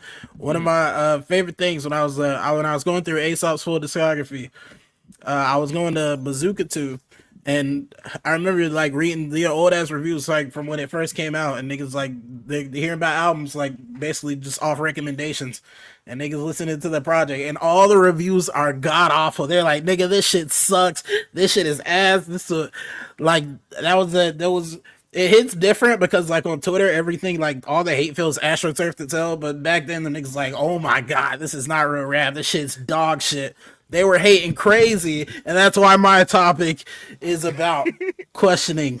Is there such thing as too much hate? This nigga is so good at his job, my God, my Lord. I didn't even know he was doing it. Sugoi. Oh, I need a raise. Sugoi. Sugoi, bro. I didn't even know he was doing it. Oh, my Lord. Oh, wow. Okay. No, you were locked in. I was. Oh, to be honest with you, I've already put my 10,000 hours in as the A-Mic. I could host. I could host. I could segue. I'm good at this. I put 10,000 hours into the podcast. Not even Secret House. Like I was doing. Mega Late Show came out every week, nigga. Like Mega Late Show came out every week. I'm talking about 3 guests in the house like all the time. Boom, boom, boom, boom. Yeah, 2-hour episodes. See, Trey, I will surpass you, Mega. You will, and I hope you do. You know, like I remember the last recording. You're like, in the back while I was talking shit to you. You're like, I'm a materialist, and I was like, I heard it, and I was like, we'll see about that, young Negro. Niglet, and I was just like, and then like like I logged into because I have Trey be on the right the right side of history and shit, but I gotta watch out because this nigga love Dr. Umar and Dr. Umar be right sometimes too. But I know you be joking about that shit too. But no, like I've noticed it. I've noticed it in Trey be on point. He's really trying to take the organic intellectual crown from me. He's eyeing the 2028 presidential election to bump me out. You know what I mean? That's what he's trying to do.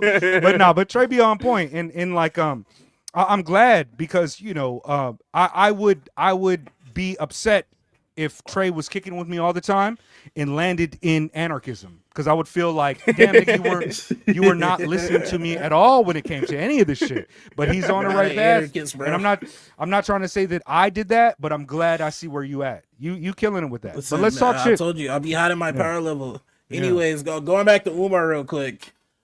Whenever I get old, I want to be exactly like Doc. I hope I can be 5% as funny as Dr. Umar when I get old, and I can die happy. If he was just a comedian, I would fucking help him pay for those schools that he's not opening up.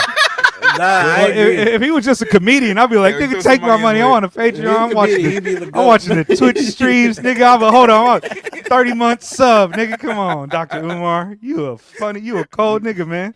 Yeah, I hate white women too. But see, the thing about Umar, that's why I stopped glazing him as much, is because he's not even good at being like the head honcho black nigga. Because like for like. He's supposed to be King Black nigga. He's supposed to be about everything black, and then Charlie Kirk gets fucking popped, and this nigga's like, crazy. Charlie Kirk gets popped, and he's like, oh my god, we can't be talking about the tree. I'm like, nigga, what? Wait, you're a fraud. Dr. Umar was saying, oh no, Charlie Kirk. He was like, I don't like Charlie Kirk, but we got to be real respectful. I'm like, bro. I'm so disappointed. You're a fraud. Yeah, I thought he was better than that. I'll be real. I lost faith in him after that. He's still. I thought he'd be like, what did Malcolm X say when that plane crashed to like 30, like hella white folk?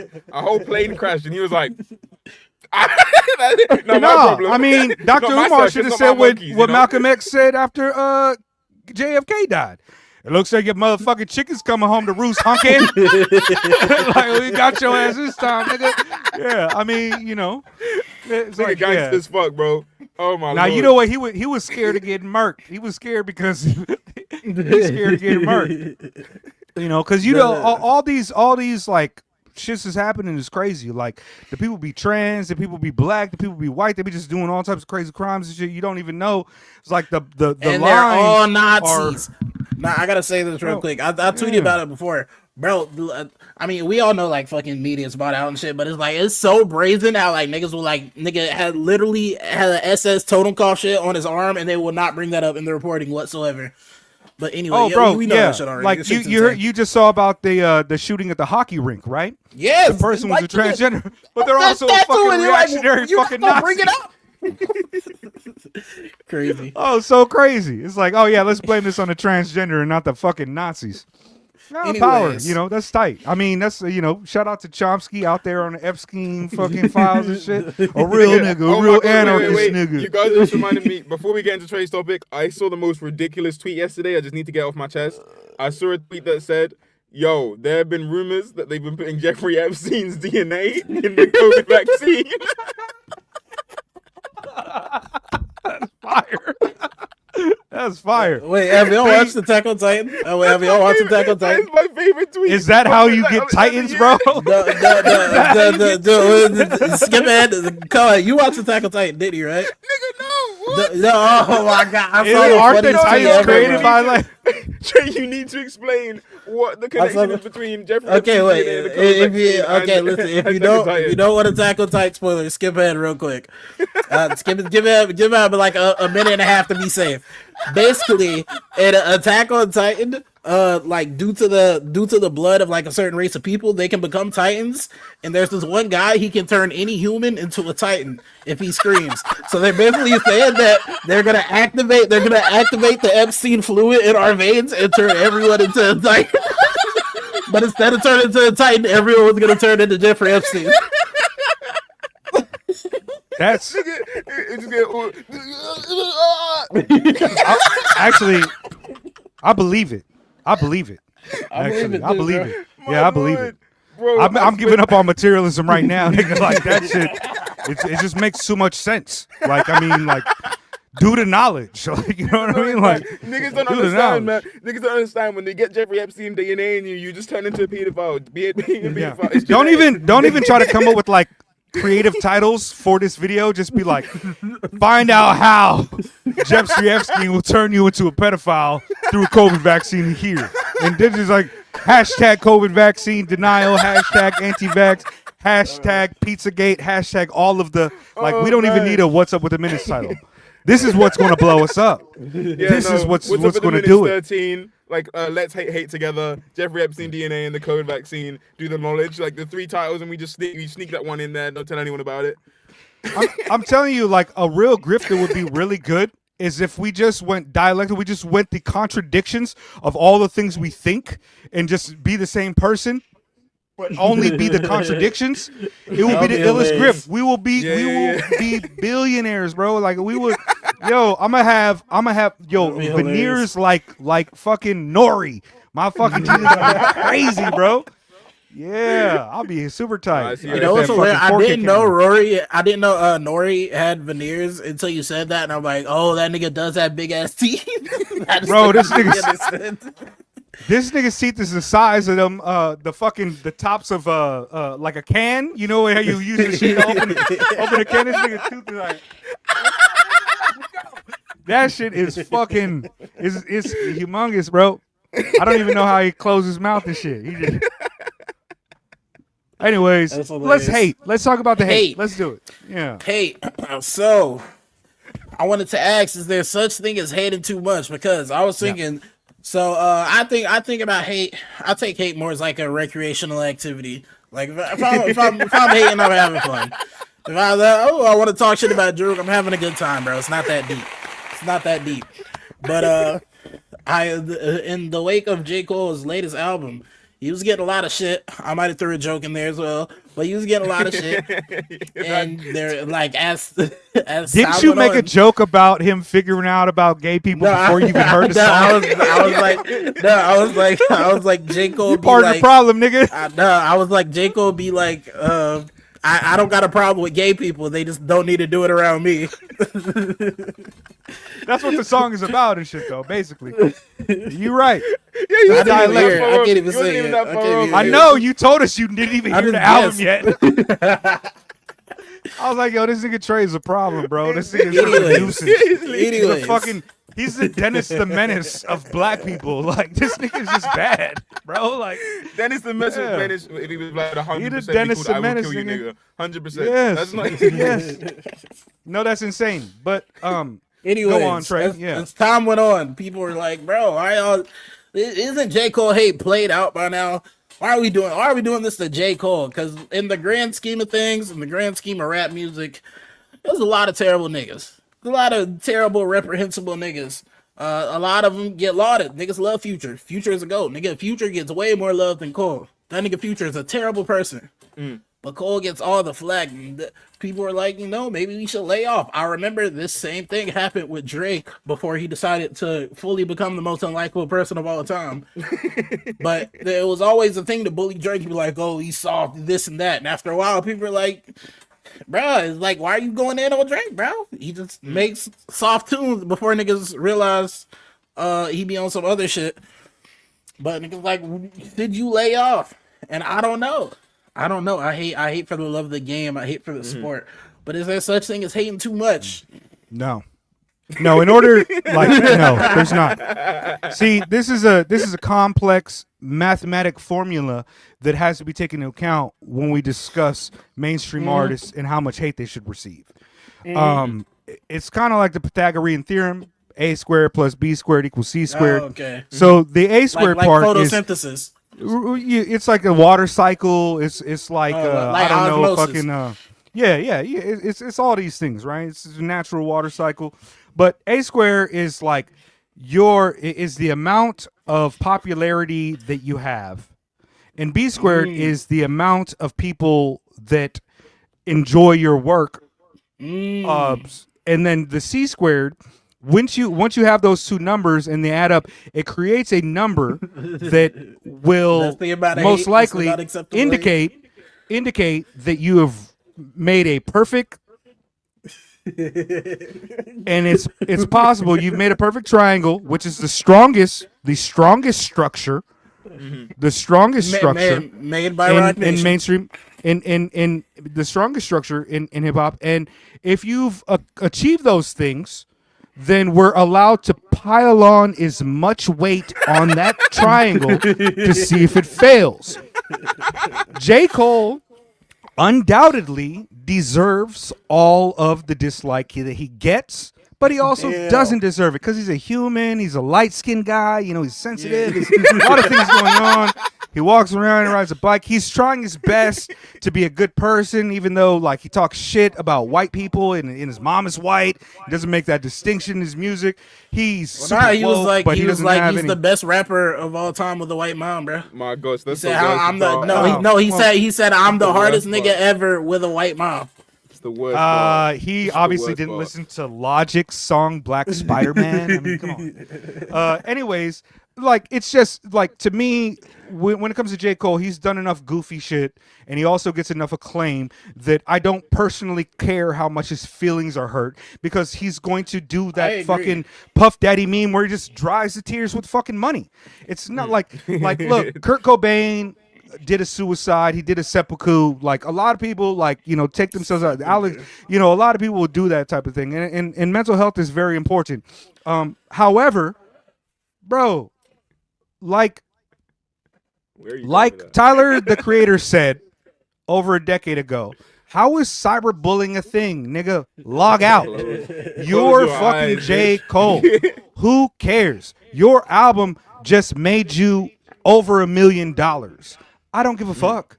You can catch that hate. And he's also done things to deserve that hate. I go back to the no name thing all the time. You cannot be a fucking conscious black man in this world and tear down black women. It is a stupid thing to do. And on top of that, you cannot be a conscious man in this world who is exalted as being conscious and be as stupid and non-reading as that. If you don't read, nigga, lie. Do the LeBron James shit. If I catch you reading Malcolm X book upside down, I'm at least he got somebody to buy him the book. J. Cole deserves the dislike, and I have absolutely no qualms with anybody that famous getting the fucking hands. Dave Chappelle, anybody. I have an addendum. Would this apply to Chance the Rapper? Now listen, before you reply, Chance. And as far as I know, Chance has not done any foul shit. He's relatively woke. I would say he's more woke than J. Cole. He's more woke. He's more woke than Kendrick even, because he'll actually say shit instead of being vague.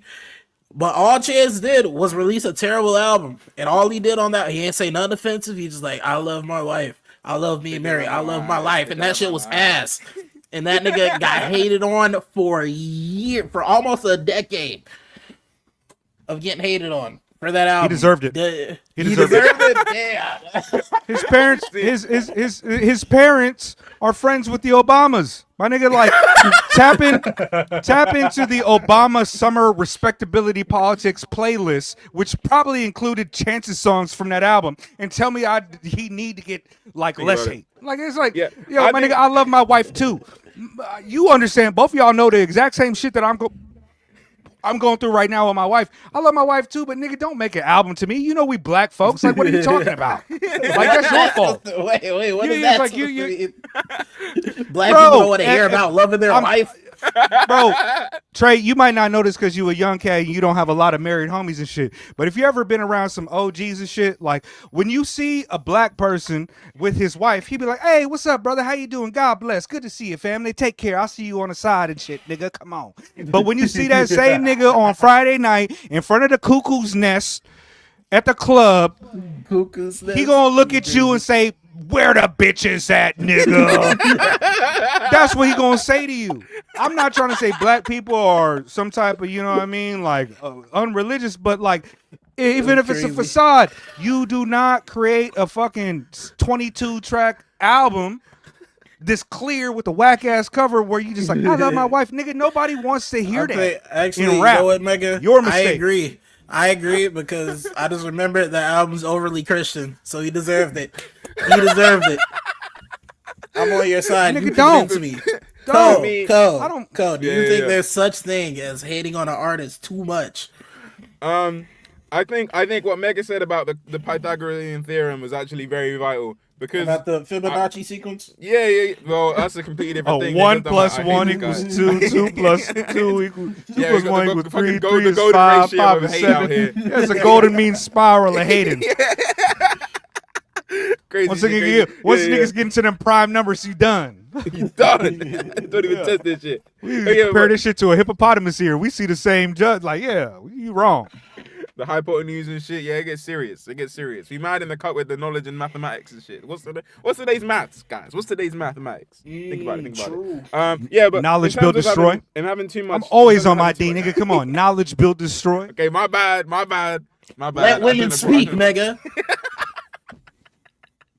I'm about to get canceled for going against black women and shit. Yeah. Hey, Queen, teach me. I don't know how to read. Teach me the books I need to read, Queen. I'm not trying to disrespect you. However, here's a diss track. Here's a diss track, and here's my legion of fans. I got so many dumbass fans. I'm gonna make a big old tweet thread where I tell them all to attack you specifically, but my fault. Anyways, This nigga walk around with the stick. I hate that nigga J.Cole. I hate that nigga J.Cole so much. Anyways, in regards to too much hate, I think I don't like this nigga, man. I do not like this nigga. I've literally like maybe one song from him. Mega, let me do the thing. Where you going?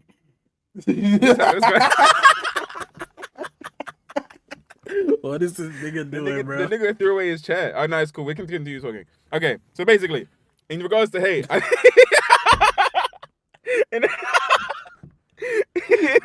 Stupid, bro. In regards to hate, my main thing immediately, the first thing I want to say is what Mega said about the Pythagorean theorem and shit, where it's like the amount of success you have is then like then holds in how much hate you can have piled on you. I think that's quite valid. I think it's quite valid because I just don't see a point in me going out of my way. There's a lot of people in the underground that I really don't like their music at all. I don't give a fuck even a little bit. You will never see me say something publicly about that person. There's just no point. I don't see value in that. I don't see value in that. There's mad folk in like in Discourse I'm in that I'll be like, I don't want to talk to this nigga ever. I'm just not gonna bring it up. I'm just not gonna bring it up because that person's just a person. You know what I mean? When you get to the point where it's like, you know, you got all these figures who are figures, you know, when it's like these people who are trying to portray themselves in a certain light. I think one of my biggest gripes with like J.Cole, for instance, is like that nigga tries to act like he's smart and then says dumb shit all the time. That's the reason I'm hating on that nigga. If you're portraying yourself in a certain way and then you act the opposite, that's where you're getting the hate from. With Chance the Rapper specifically, oh my god. Did you guys see that? That was crazy. With Chance the Rapper specifically, I think like he's the hate he gets is a little bit funny, so people go with it. It's funny. This is I love my wife. I love my wife. This is a vital part of the hater raid that you hadn't really we haven't considered yet. Is how funny is it if I hate on these people, and if the answer is even a little bit. They deserve every bit of hate you could possibly throw their way because it's hilarious. If I can make a joke out of me hating Chance the Rapper in 2026 and it's funny, I'm gonna say it. That's it. But isn't there an effect? You know, when you got like a inside joke in a group, and at some point you're like, the joke's ran its course. Mm-hmm. Yeah, that's what I'm saying. Eventually, if it stops being funny, it stops being funny. But right now, it's still hilarious. So it's like, if I could step in as a trill white man, let me talk to you and let you know the precise problem with the black community. inform us. Let us know. Oftentimes, these jigaboos are projecting a level of intelligence that doesn't Why do you sound like necessarily. I said I was a trill white man. I'm just Now, a frail, ignorant masses, man. I need to be educated right now. If Please you please inform me. do with the knowledge, you'll come to the conclusion that despite them reading tweets, these niggas have never read a book in their lives. The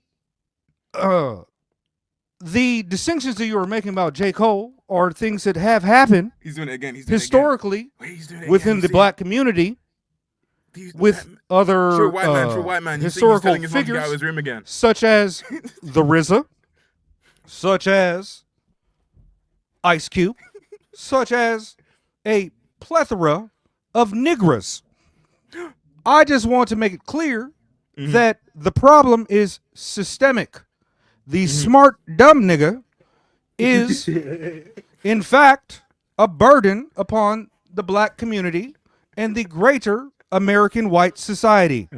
Why is Obama kind of cooking right now? No, Obama telling us what's going on.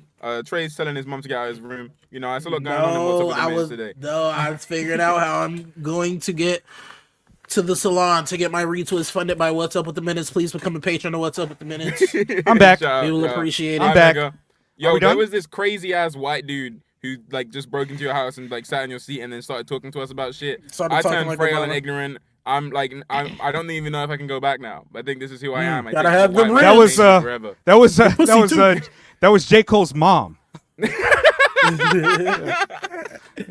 No, I understand why he's got white moments. Speaking of goofy white moments, I cannot get over how that nigga Drake at the beginning of Family Tie shit. He was he literally like he started like talking and then like. No, his mom was saying shit. And he made it sound like his white mother was gonna say nigga, and then he cut in and said nigga. Like, why would you do that? But this one, biracial people will never recover. I'm not gonna lie. Megan's only one of the cool biracials, because he doesn't like tell everyone he's biracial. So you talk to Meg, he's like, this is a regular nigga. But, like, yeah, all the other you'll never catch me. Oh yeah, I'm a Philly Negro, nigga Pino. Nice to meet you. By the way, my mom said nigga twice. Come on, man. No, I look like. That Drake shit is so good. Is so funny to me. There are so many moves that he did in that entire thing. That's like there is no way he like ever trying to get the slaves freed. There is no way he ever expected any of this shit to work. Like, it doesn't make any sense to me. He charged up nigga. He said nigga. I said no. Nigga, man. Wait, like, what did work? I think tailor made work. Oh, The West Coast. I think that shit is actually brilliant. I think that's one of the greatest diss songs of all time. To this day, that is the greatest use of AI. That is the greatest use of AI. I mean, and I'm on Reddit looking at like AI titties and all types of stuff, but I will agree with you with that. Yeah, the greatest use of AI that ever. Yo, that song is brilliant, and it deserves to be in the Smithsonian. It deserves to be on. Yeah, it's fucking amazing. That's where I was like, all right, I think this battle is fun now. Kendrick, we need you. And then Snoop Dogg too, bro. Like, oh my God. And then it's like, it kind of seemed like, it's like, oh, we having fun. And then Kendrick comes back and it's like, ooh, you got a daughter too, nigga? Come on. Then that genius is contrasted by, if I was fucking young girls, I promise I'd have been arrested. I promise, bro. Trust me. 100%. If it was happening, I would have been in prison. There has never been any child predators that have been free ever. Is Drake in the Epstein files? Is he in the Epstein files? It's probably vindication for my Toronto brothers. Shout out to Ro. Shout out to Noah, the no name, no God. Shout out to all my shout out to OG Stilo. Homo. Shout out to all my homies out there. That's Rhino right. as well. Toronto escapes the pedophilia charges. That's crazy. Y'all didn't escape killing all them indigenous people, but you maybe a trill white nigga will be back. You gotta take the wins. You gotta take the wins where you can, man. Let's get out of here, Trey. You got what, 20 minutes left? To briefly, I'm good. We're actually doing great on time. I can't lie. No, Trey got to leave at 2, right? I mean, I got like 50 minutes, bro. Yeah, that's a million. Okay. 50 minutes. Real quick. Shit, Go back to the hating topic real quick. Mm-hmm. There is not real quick. I do kind of get like the concern about it in a way where like the internet, like hating, you can't recreationally hate all the time because like niggas turn hating into like syndicated forms of harassment, and then like they make it real weird. Like, I agree, there's not too much. When you like chilling with the homies, like, man, fuck this, right? This nigga sucks. That's cool. That's fun to be. Exactly. But the internet has made hating kind of lame in some instances because, like, now niggas will hire, like, a bunch of AI bots to, like, post slander and shit. I'm like, bro, where's the fun in it? So I get it from that perspective. Stan culture I totally understand. Does poison the well.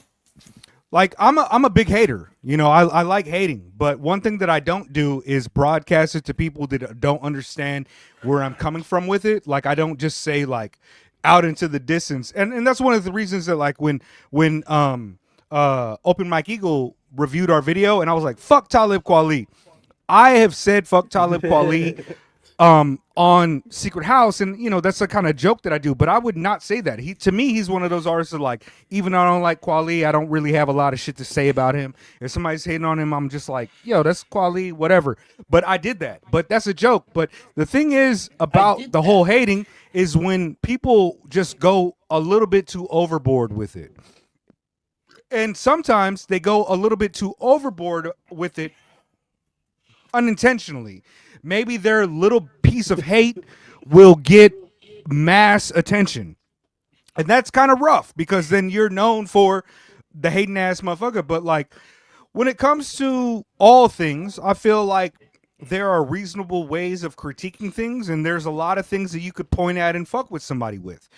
Some of them are more cruel, but some of them, even though they're cruel, are still kind of true.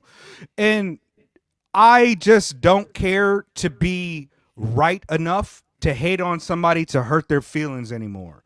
Like, I'm well beyond, like, I don't, like, if you got a lazy eye or some shit, I'm not saying that people cannot make fun of your, I'm not saying people cannot. I kind of see it. I didn't notice lore. It ever. That's lore. Oh, like if there's anything about you that, like, I grew up in a time where it's like anything about you that was different, people noticed, even if you was ashy, and they make fun of it. And my skin is maybe a little hard for that. Some of my best friends, all we do is talk shit to each other.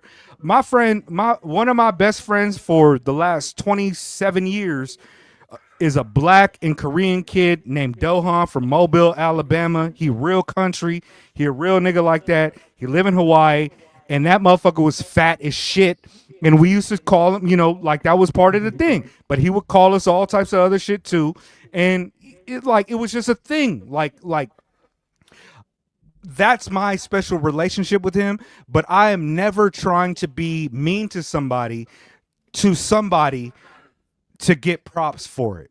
Like I'm just like, it's not important to me. It's not a way to approach life. It's very parasocial to care so much that you want to tear somebody down that you don't know. It's very strange. I talk shit to Trey all the time. I literally have said I hate you, nigga. Me and Micah have real life beef. Yeah, we have. Like, I really think that, like, I'm waiting to see him in person. I'm just going to square up. Like, you know, like, but this is a dynamic. I'm not going on Twitter and trying to disparage him. And Trey said this off the recording. You know, like, it's just when people. A lot of times it's a parasocial relationship. These people do not actually have a network outside of what their algorithm and tunnel vision has online. So they fall into these things where they feel like they need to talk about content creators and they need to really get to the bottom of what these people are thinking. They take all these strange ideological and psychological pathways to figure out the geometry of how you're a bad person, and they want to just figure out why Kevin Spacey was trying to fuck people in Hollywood in 1980. It's like, bro, I hate to break it to you, but a lot of those niggas is probably Lock 'em nasty, and I'm up. glad we found it out. So lock them up. But like, if your goal is to like, hold on, man, go on. Somebody go on. I have a quote that is so fucking accurate for this. There was a thing you got into no, briefly. oh, you go. Oh, no, you want to go, Trey? Rubber, Nah, scissors, you go, rubber, you go, scissors, you rubber, go. scissors, rubber, scissors, bro. On shoot. Rock, paper, scissors, shoot. Rock, go paper, again. rock, paper, scissors, shoot. Oh, No, fuck, you okay, did. okay. Yeah. Nah, Can I So- read the no, quote? Wait. no, Let me do the quote. Let me do the quote. Read the quote. Read the quote. Read the quote. This is a quote from Mark Fisher, the great Mark Fisher, about call out culture and about this approach. He says it is a mixture of performative vulnerability, self-righteousness, and bullying, driven by a priest's desire to excommunicate and condemn, an academic pedant's desire to be the first to spot a mistake, and a hipster's desire to be a part of the in crowd. When you participate in cancel culture from a certain level, those are the type of things you're doing. You're a priest, you're a fucking hipster, and you're an academic, and you're none of those things. Well, like you're a YN. I don't know what do they call it nowadays. Real quick. I'll say it. This kind of goes black. back to like I don't fucking know. this kind of goes back to like the Kendrick and Drake shit, because like a lot of niggas, like a lot of people in our circles, their relationship to like rap battles is like, oh shit, that's a good bar. Oh, that's a good bar. That hit. And then after a while, there was this thing where people collectively were like, oh shit, this stopped being fun because niggas are on the internet and be like, oh shit, Drake was at this hotel at this time. The CCTV shows him going here, and it looks like he was doing this in this room. And then Millie Bobby Kendrick Brown was spotted on here. Stranger Things. And if you look at this picture of Kendrick's and his wife isn't smiling as hard as she was 2 months ago, which means that he was actually abusing her. It got crazy. And then like it's obvious, like at one point we were listening to Euphoria, like, oh shit, look at the bars, look at all these bars. Ooh, he got him with that one.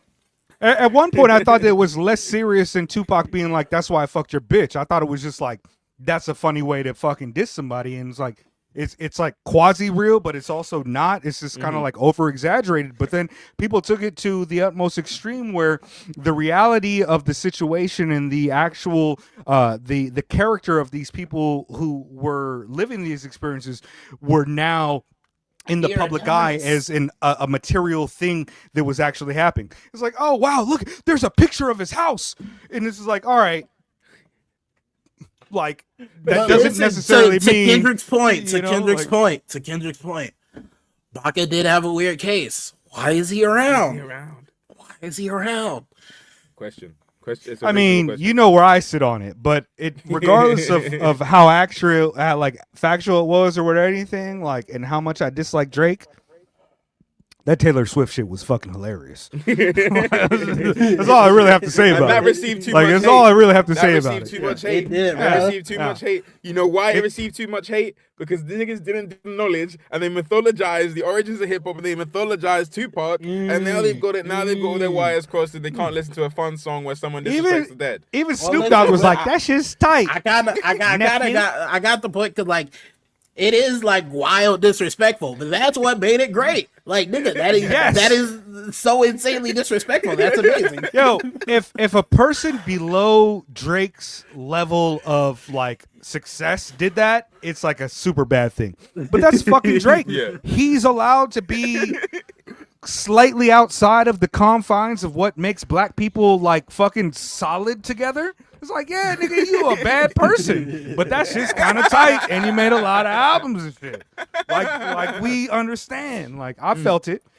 Like I was actually like, when I really started developing my hate for Trey was during that battle, because I had just got into like, I got too many banger tweets from it. Well, no, because like I was just like, why am I subjected to having to listen to all of these songs, and why is every single day for the last 13 days been all just Drake and Kendrick? I joined the Rap Music Plug podcast to talk about Toronto, and here is Trey just fucking constantly bombarding me with all this shit, and I was just like, yeah, this is rough. It was Trey and Fick, and that's why I dislike both of them partially. Yeah, real. Did Trey have to go? Did he get grounded? I don't even know what's going on. He's just like, this is a really weird setup for a room though. It's confusing me. Just like a bed in the middle of the room. A bed behind books? No, it's a Yeah, cozy like, nook. Look at him. He's like, yeah, I just actually had to grab this. I had to grab this novel written by Lord Drake. I went to go get my socks so I could be ready to go. Are you getting dressed right now? Let's transition to the I got everything outer but my spaceship. socks. Recommendations. Recommendation corner. You're just gonna get yourself retwisted up, Trey? Is that what you're doing? Oh, I'm gonna get a 2-strand. Oh, okay. 2-strand it up if I like it enough. Because last time I got 2 strands, I'm like, I might just keep it and let it lock like this. But depending on how long they've gotten since then, I might just keep it. I went back in my images. I'm like, nigga, it's been a year. I didn't even mean for it to be a year. That shit I told you that shit like year. 2 months ago. I was like, your shit look kind of. Like even though you ain't even on the You got a mini 1040p, I was like, right you now. look kind of. No, like I hadn't combed out my hair for like 3 weeks, and I was putting a Scary. comb through it.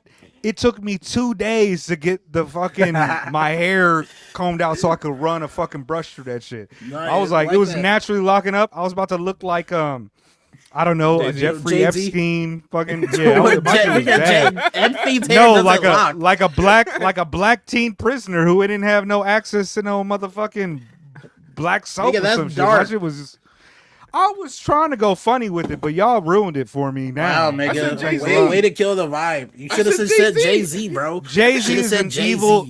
He's a malevolent type. He's As a opposed to malevolent Epstein. Pokemon.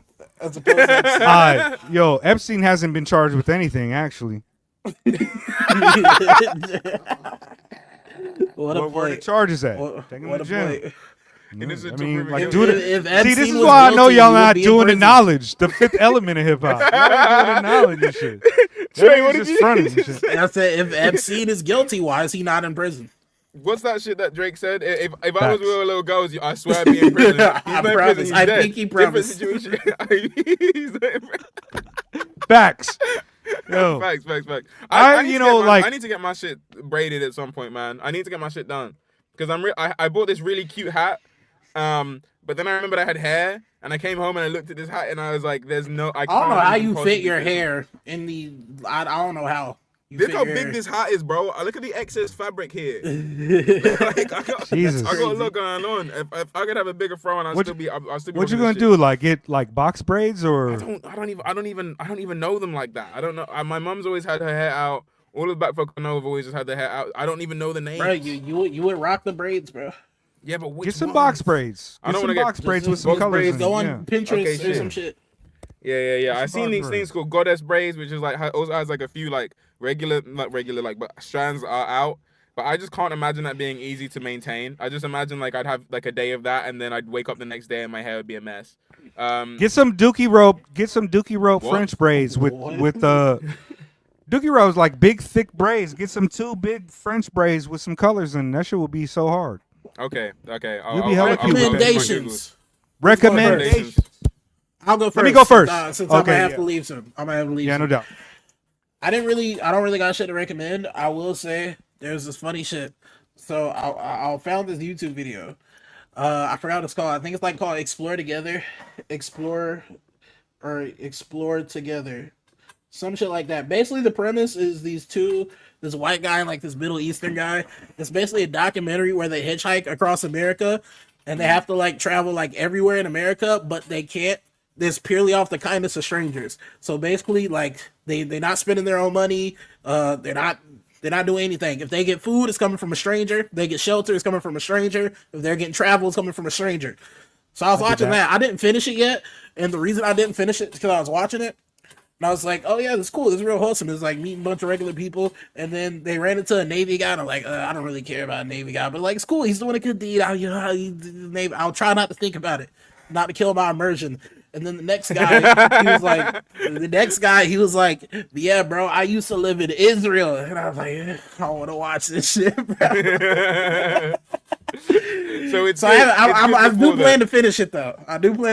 Because it is a really interesting premise of just like random stranger interactions and like the kind acts like that. But yeah, it is an interesting premise. I'll find the title and link it in the description.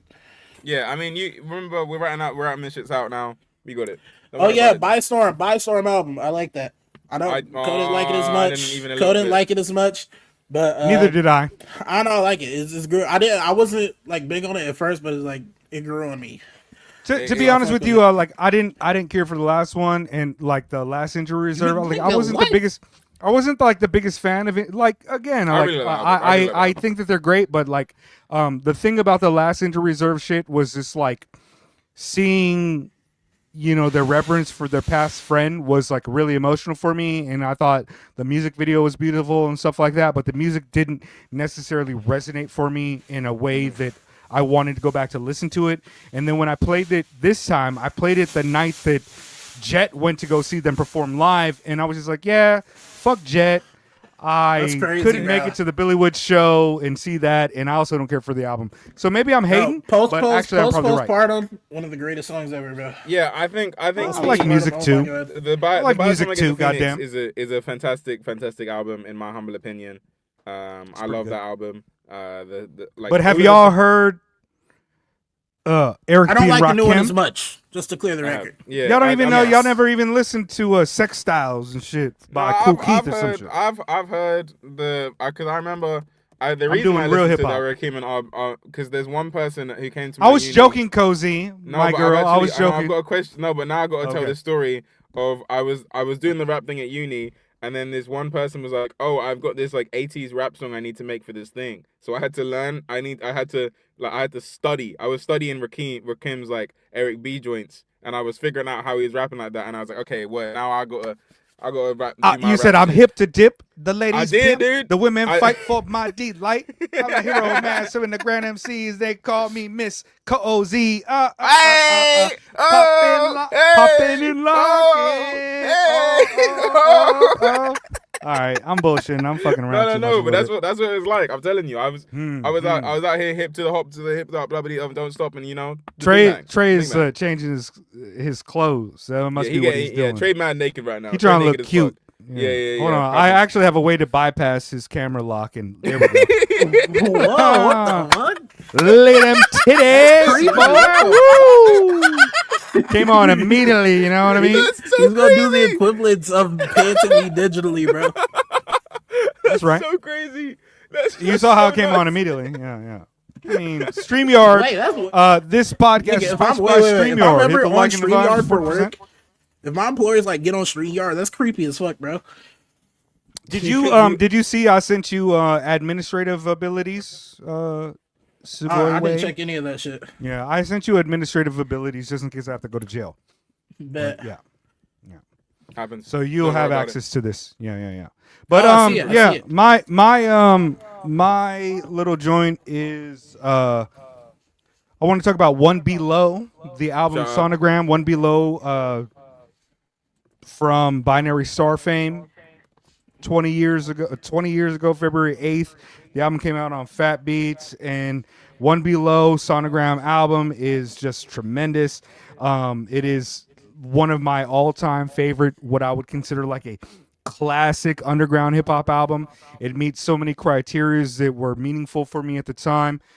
Black awareness, liberational politics, good lyricism, sample-based production, and somehow avoiding most of the problematic tropes that a lot of the hip-hop artists at that time were still championing and doing. There's not a lot of homophobia on this. There's not a lot of misogyny.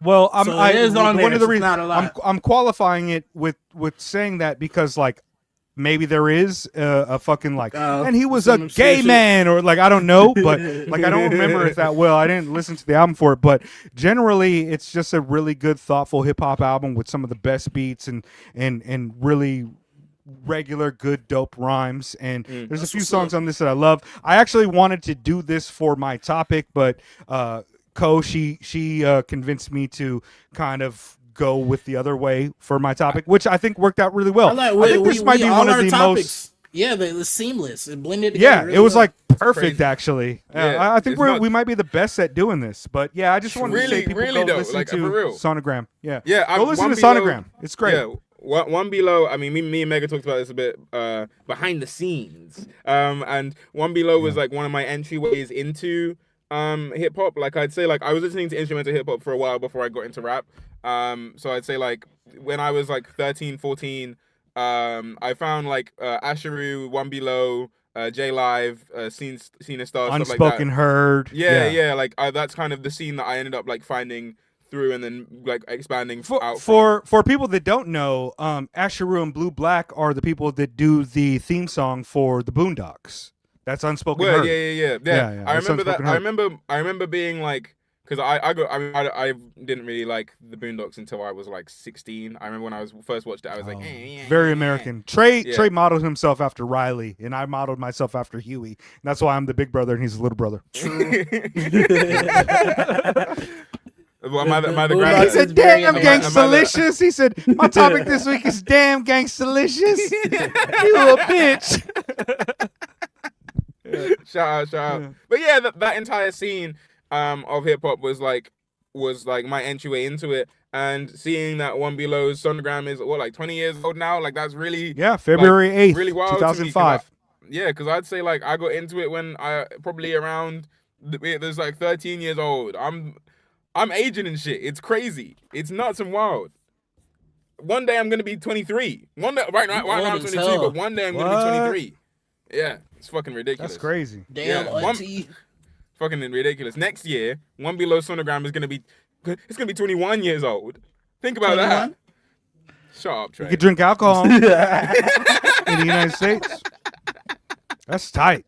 I hope it does. I hope it get super drunk and start saying F everywhere else in the world everywhere else in the world you can drink at like 16. give me a second. Yeah, indeed. Who is this brother that just came to the thing was like, "Get your black ass out of here. My name is One Below." Who's this? Co's having her Trey moment. Oh shit! No, this is like a Ghanan moment. They Ghana people. Get out the booth where it go. Your time's up. Yeah, what? Your mom gonna give us a hug. No. Oh yeah. Yeah. Okay. Wow, that's cute. I can't even make fun of her, bro. These are friends. These are friends. Like we don't have anything to say about that, unless they're like, "Yo, get your black ass out of here. We're trying to record our podcast. We're trying to record our podcast. So you come in here again, we fucking kill you." Go. Yeah. Nah, go out and get your hair done. Like as soon as Kosey comes back, we'll get out of here. I was thinking about locking my hair up too, but like my hair is not the same ether as yours. I mean, my hair my hair curls a lot, so it's not like when my shit locks, it's not even like that. Oh, you got that good. You got that good. You got that yaki. Like you got that yaki. Oh yeah, other recommendation, Make Me Wise, Elucid. This is the second single. That shit's so good. I haven't listened to it yet. When does the album come out? Next month? Lucid joints. Next month? Next month. Next month on the 28th. Y'all want to do an album review for that 27th. one? Hey, we can do that. Tell your man to give us the album early. We're not gonna fucking sell it out. So I was trying to make fun of you and like have your like own like get out my moment, but it was too sweet, so I couldn't make fun of you. No, they're like, let's all hug and appreciate each other. Yeah, they're like, let's hug and appreciate each other. Me and Trey were just like struggling to hate, like, yeah, look at Ko just like with friends. She's like, she's happy. Like, look at this. These people like her. Like, what a bitch. I'm too miserable. I can't relate. It's really okay. Look, like now I have definitive proof that I touch grass because you see those people are happy to see me. That means we going outside. None of those people had grass on them. Lying ass. You a lying ass motherfucker. I didn't see no grass. Lying. She gave me an orange. Right to my face. She gave me an orange. This is kind of grass. We call that a tangerine. It's a Mekon.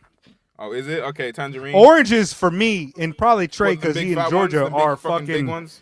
Yeah, they're bigger than pool balls. That's an orange. Oh yeah, but at my old house, about 2 houses ago, there was like an orange tree. It's an abandoned house, and the oranges like grew to be like this big, bro. I don't fuck with. Whoa! I just saw Trey do the secret Illuminati fucking shit. Bro, I'm signed to Rock Nation, bro. This big. I signed to Rock Nation, bro. What can I say? Fellow reptilian overlords of the fourth dimension. Wait, my recommendation is I don't know if we're gonna get into this, bro. I'm telling you, that's what it's gonna be. The fucking I can't. The Android saga into the Cell saga. That is literally that's the best. That's it. That's the best it's ever been. Best fight is, for me, my favorite fight in all of DBZ is 17 versus Piccolo. When them motherfuckers was hitting each other and the back is all coming out. It's crazy. It's insane. Bro. Why you gotta hit the triple spins to get out? They was hitting cartwheels. It was all no, because them niggas are really throwing down, because, you know, a lot of time people are just fighting and it's like, oh, but they're grabbing each other. They're grappling and like fucking, oh my gosh. And then they're countering and shit. That is the best Dragon Ball has ever been. But Piccolo was cooking this art too, because Piccolo versus First Form Cell. With the nigga Piccolo, he flew backwards. Couldn't even see him. He flew backwards, went sideways, and just did a back kick for no reason. That's great. The sickest shit ever seen. My lord, bro. That was actually the first Dragon Ball fight I ever saw. It was in Japanese, and it was that episode where 17 and Piccolo started fighting, and I was like. Wait, it's like I want to say like 14-year-old. Gohan's getting his ass kicked by Cell right now. Okay, so I'm at the point. You saw Goku versus Cell, right? Yeah. That fight was sick. That fight's fire too. That fight, Goku with the instant transmission combo behind destroyed this nigga's upper half. This is so cool. Yeah, no, it's crazy. Right now Gohan's just getting his ass kicked by Cell. I know. I'm just at the point when Cell spawned a lot of bunch of fucking little cells. What the fuck is up with that? Cell Junior. Cell Junior. But why did he It's a callback to Cyberman for the week. Bro, it's funny as hell because I was talking to Uridon yesterday about Dragon Ball, because she was the like the first seed that planted, being like, okay, maybe I should watch Dragon Ball, and then Trey was like, Trey watered that shit a little bit, you know, we out here, now I'm obsessed. She told me, because I was on the episode right before this, she was like, the episode you're about to watch is going to introduce some bullshit and you're just gonna have to accept it. And immediately, as soon as I saw these fucking little, what? Literally, why? What are you talking about? See, this is where you disconnect from American culture. Those fools are cripping. Those are Crips. They outside. They pulled up with Cell. C block, cuz. Come on, Crip. Carib. That's Cell. See, this is why you don't understand. I'm not associated with Mega. I'm not gang affiliated. I'm not gang affiliated. Trey gangster Crip, grape. I'm a civilian. I started this saying I'm a civilian. I'm still a civilian. Y'all know I know how to C walk and B walk and shit. It was just a thing that kids in California learned how to do. Bro. I believe you, bug. Where? Oh, never mind. Actually, don't worry. I was going to ask a really stupid question. Anyways, Dragon Ball. It's good. Watch that shit. And also, my friend bought me. Never mind. I'm gonna tell you about it next week because I actually don't remember what it's called. But my friend bought me a book that was like the anthologies of like the stuff that Toriyama did before Dragon Ball, and it's interesting. It's not. It's actually like I don't. Like low key, I don't enjoy any of it. I don't think any of it's that good. Toriyama did a lot of, but his art is good. Earlier. Yeah, the art's good. The jokes are like. What is the chick's name, Trey? Arale? Yeah, a relay. Yeah, my wife is actually a big fan of that. Like, she grew up watching that shit. She doesn't like Dragon Ball, but she likes Arale. Yeah, Arale is also like OP, like super overpowered. Like, she can really throw hands with Cell probably. There was that one cartoon episode in the OG Dragon Ball where he just like warped dimensions and ended up there, and that was sick. I actually really liked that episode. It made me watch a bit of Arale. I don't know. It made me watch a bit of Arale, and I didn't like it super enjoy it, but it has jokes. If you get a chance, you should like watch your favorite, like some of your favorite fights and just read them in the manga, because like the way Toriyama's art and like his paneling when drawing the fights in the manga is so good. Yeah, I've been reading through some of the tournaments, kind of skipping the Red Ribbon shit because the Red Ribbon shit is actually dookie poo poo. But the tournaments in but the fights in the manga are drawn amazing. Bro, and in the manga, like they change a lot of shit. I didn't realize this. Fucking Krillin dying in the manga, like he screams and shit. In the anime, they go to a restaurant and Goku's just like, "Sums up." Krillin, where's Krillin at? Oh yeah. I thought you were talking about the Frieza. I thought you were talking about Frieza. No, I mean the first time. Yeah, no, I think the anime does it better because it's literally just like the suspense of it. Yeah, I had no idea Krillin was going to be dead when we went there. So yeah, no, it's really crazy. But yeah, there's a lot of differences between the mangas and the anime. Like we were just talking about Krillin. Like the second time when he gets impaled by Frieza in the anime, like he's like licking the blood and shit. Like in the manga, he just like impales him and tosses him. But like in the anime, he's like holds him there, and he's like, he's bouncing him up and down. It's so fucked. and then he tosses him. It's like, oh, this is Frieza. I think a lot of like, except for the filler, like a lot of the Frieza saga is just better in the animated version. Yeah, I did. Cool. I mean, I haven't seen it myself. But in the yet. manga, it moves manga, much faster. In the manga, it moves much faster. Yeah. Yeah, because I haven't gotten to that point in the manga yet. Because I'm just kind of skipping through. I don't feel like I need to read everything. Sure. Yeah. I know what happens. But I'm at what I'm reading right. Like what I was reading last was Ten Shinhan versus Goku, and I forgot the point I was making. What was it? Oh yeah, no, but I have heard from people that like the way the Super Saiyan transformation itself is done can transition from the in what's the word? Comparison to the manga to the anime, like the manga just like one panel, oh shit, Goku's got white hair now, what the fuck? But the anime really like they make him fucking tweak out, like you know what I mean? There's so much suspense to it. Yeah. Yeah, but the anime though. Yeah, speaking of Tien, you got to see Tien hold back Cell. Yes. Oh my god, that was the sickest shit in the world. That was so good. That shit. Nah, it was dope because like you remember the last time he died, right? He died using too much power, but somehow he was able to conjure enough power to put this nigga in a fucking. Yeah. It was tight. I really wish. Vegeta's final flat, but the whole dynamic with Vegeta and Trunks is done really well. Vegeta's character development is done very well. Even like the reason that they let Cell become. Perfect. So. Did you hear that? Did you guys hear that? Yeah. Your friends are cooler than mine, apparently. Them letting Cell become perfect is like it makes so much sense. Like it's actually like I don't know how the dub handles it because I have heard that it's kind of shit in the dub. But the way that like Krillin is really like in the Japanese is literally like 18 is just a person. Yeah. I don't think I should be able to kill a person to. He's like, and like he's also really like, does try to.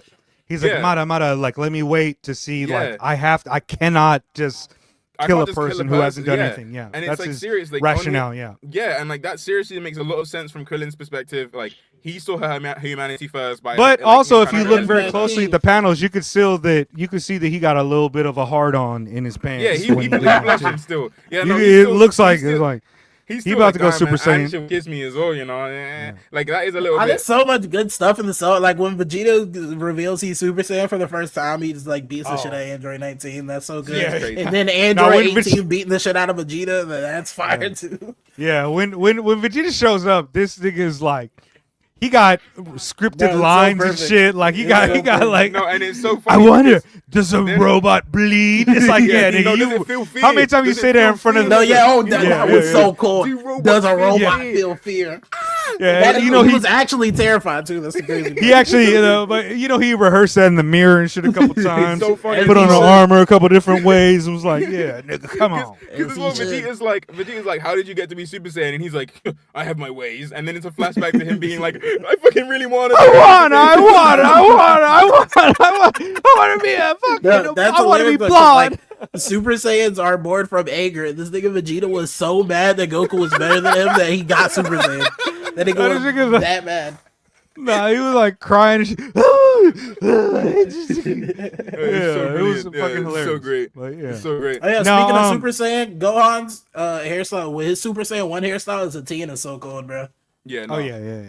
And when he first gets into it, and then when Goku, let me turn the light up. Oh shit! When he had the long hair. Fuck. Yeah, when he had the long hair before Goku cut that shit, I thought that was gonna be his due for a bit, and I was mad hyped. I can't lie to you. No, I love how he comes out of the hyperbolic time chamber and was just like, "Yo, Piccolo, let me get them threads." I was like, "Yo, like dude, that shit is bro, so he looked hard. so cold. So they should have given him a turban. They should have given him the turban. Yeah. I was he like, let me get them. He was like, let me get them sweet potato boots you got and shit. You gotta see the hair. Sweet potato boots.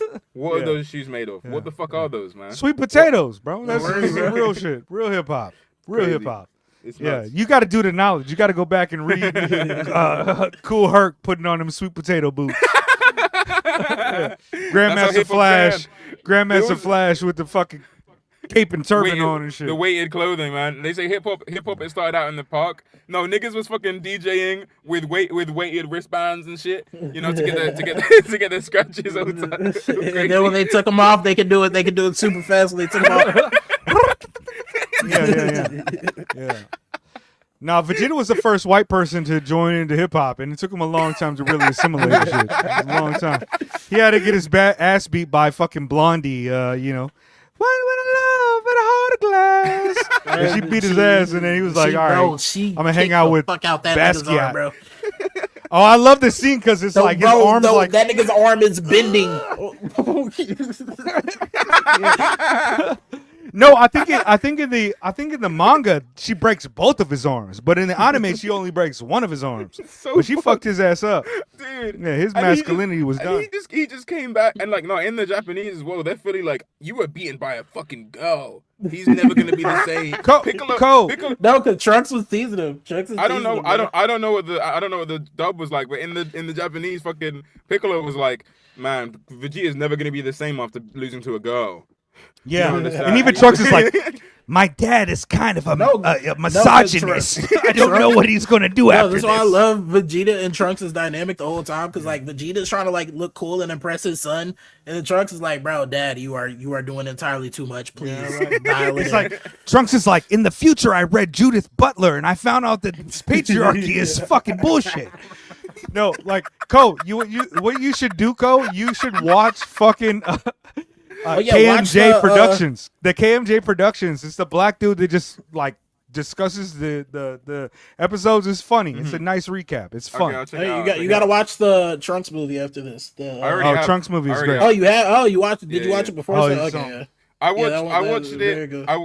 I'm listening to the podcast Destructo Discourse. That'll be my second recommendation. Destructo Discourse, and that podcast basically it's just like whenever they watch a movie, I do as well. So I've watched most of the original Dragon Ball movies, and all of them are really funny, but not worth your time at all. I've watched the Trunks one is fire. The Trunks Broly movies are good. The Bardock one's really the Bardock movie is actually Broly one is fire because it's just horrifying. I haven't seen the Broly one yet. Bio Broly is whack. Cooler is good. The only good Broly movie is the first one and then the reboot. But the reboot, didn't they change fucking everything about the backstory? No, but they made him a way better character. He's super doper. No, he went from being like a flat character to being like one of the best characters. Okay, yeah, Super Broly. I'm actually really hoping that like Super continues because I want to see the evolution of what they do with Broly because he is really one of the most interesting characters right now. Yeah, they've got fucking the Galactic Patrol shit coming, and I don't know. Like whenever you get ready to go to, because they're supposed to be reanimating all of Super, and like Super is like really dog. I don't know if you want to wait till that. I'm watching the original. You watch the OG, okay? Bro, I'm watching. I just be aware. The original. It's terrible. I gotta interrupt y'all. I'm sorry, it's terrible. I just realized, like, I've been dieting. I just realized, like, I gotta use the bathroom. Hell yeah, man! Enjoy it. Wait, I gotta go. Wait. We gotta close the pod. We gotta close the pod. Start the music. Y'all wanna? Oh wait, plug the Patreon. Pick the video on Patreon. To give us money and shit. Give us money on the Patreon. Yeah, join the Patreon. Oh yeah. Okay. Join the Patreon. Give us money. What's up with the minutes? What's up with the minutes? And your time is up. Your time is up. Air horn. I'm not really a big fan of making their time up, but I do have to go doo doo. I gotta do it. Trey, are you gonna wait while this man shits, or am I gonna just sit in silence for a minute? I'm out of here. You sit in silence. Yeah, let's go. Go. We don't have to do no extra Patreon this week. No extra. You want to do Patreon? All right. Well, all right. Do me a favor. You give me a couple minutes. Like, give me like 3 minutes, and then I'll be back. I'll be back. No, I'll be right back, and then I'll cut it, and we'll come in. Solo podcast. Take your time, man. I got it. All right, peace. Love y'all. Yeah, I'm going to do. I'll be right back. And now you guys are stuck with me. It gets serious. Did you hear that beat that I made that shit? Yeah. Okay. Quick little secret. For the people at home. That song, that beat, samples the same thing as one of Knowledge's joints off of Anthology. Let me get that shit up. I think it's called like high $$ Nightmares. Yeah, high. It's called AI brackets $100 nightmares. It samples the same thing as that, but that shit does not sound even a little bit the same because I'm the best producer ever of all time. Ever of all time. I'm good at this shit. I do it for real. Niggas think I'm joking.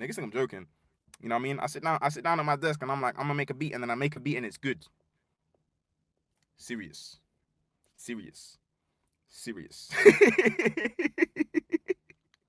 Very serious, very important.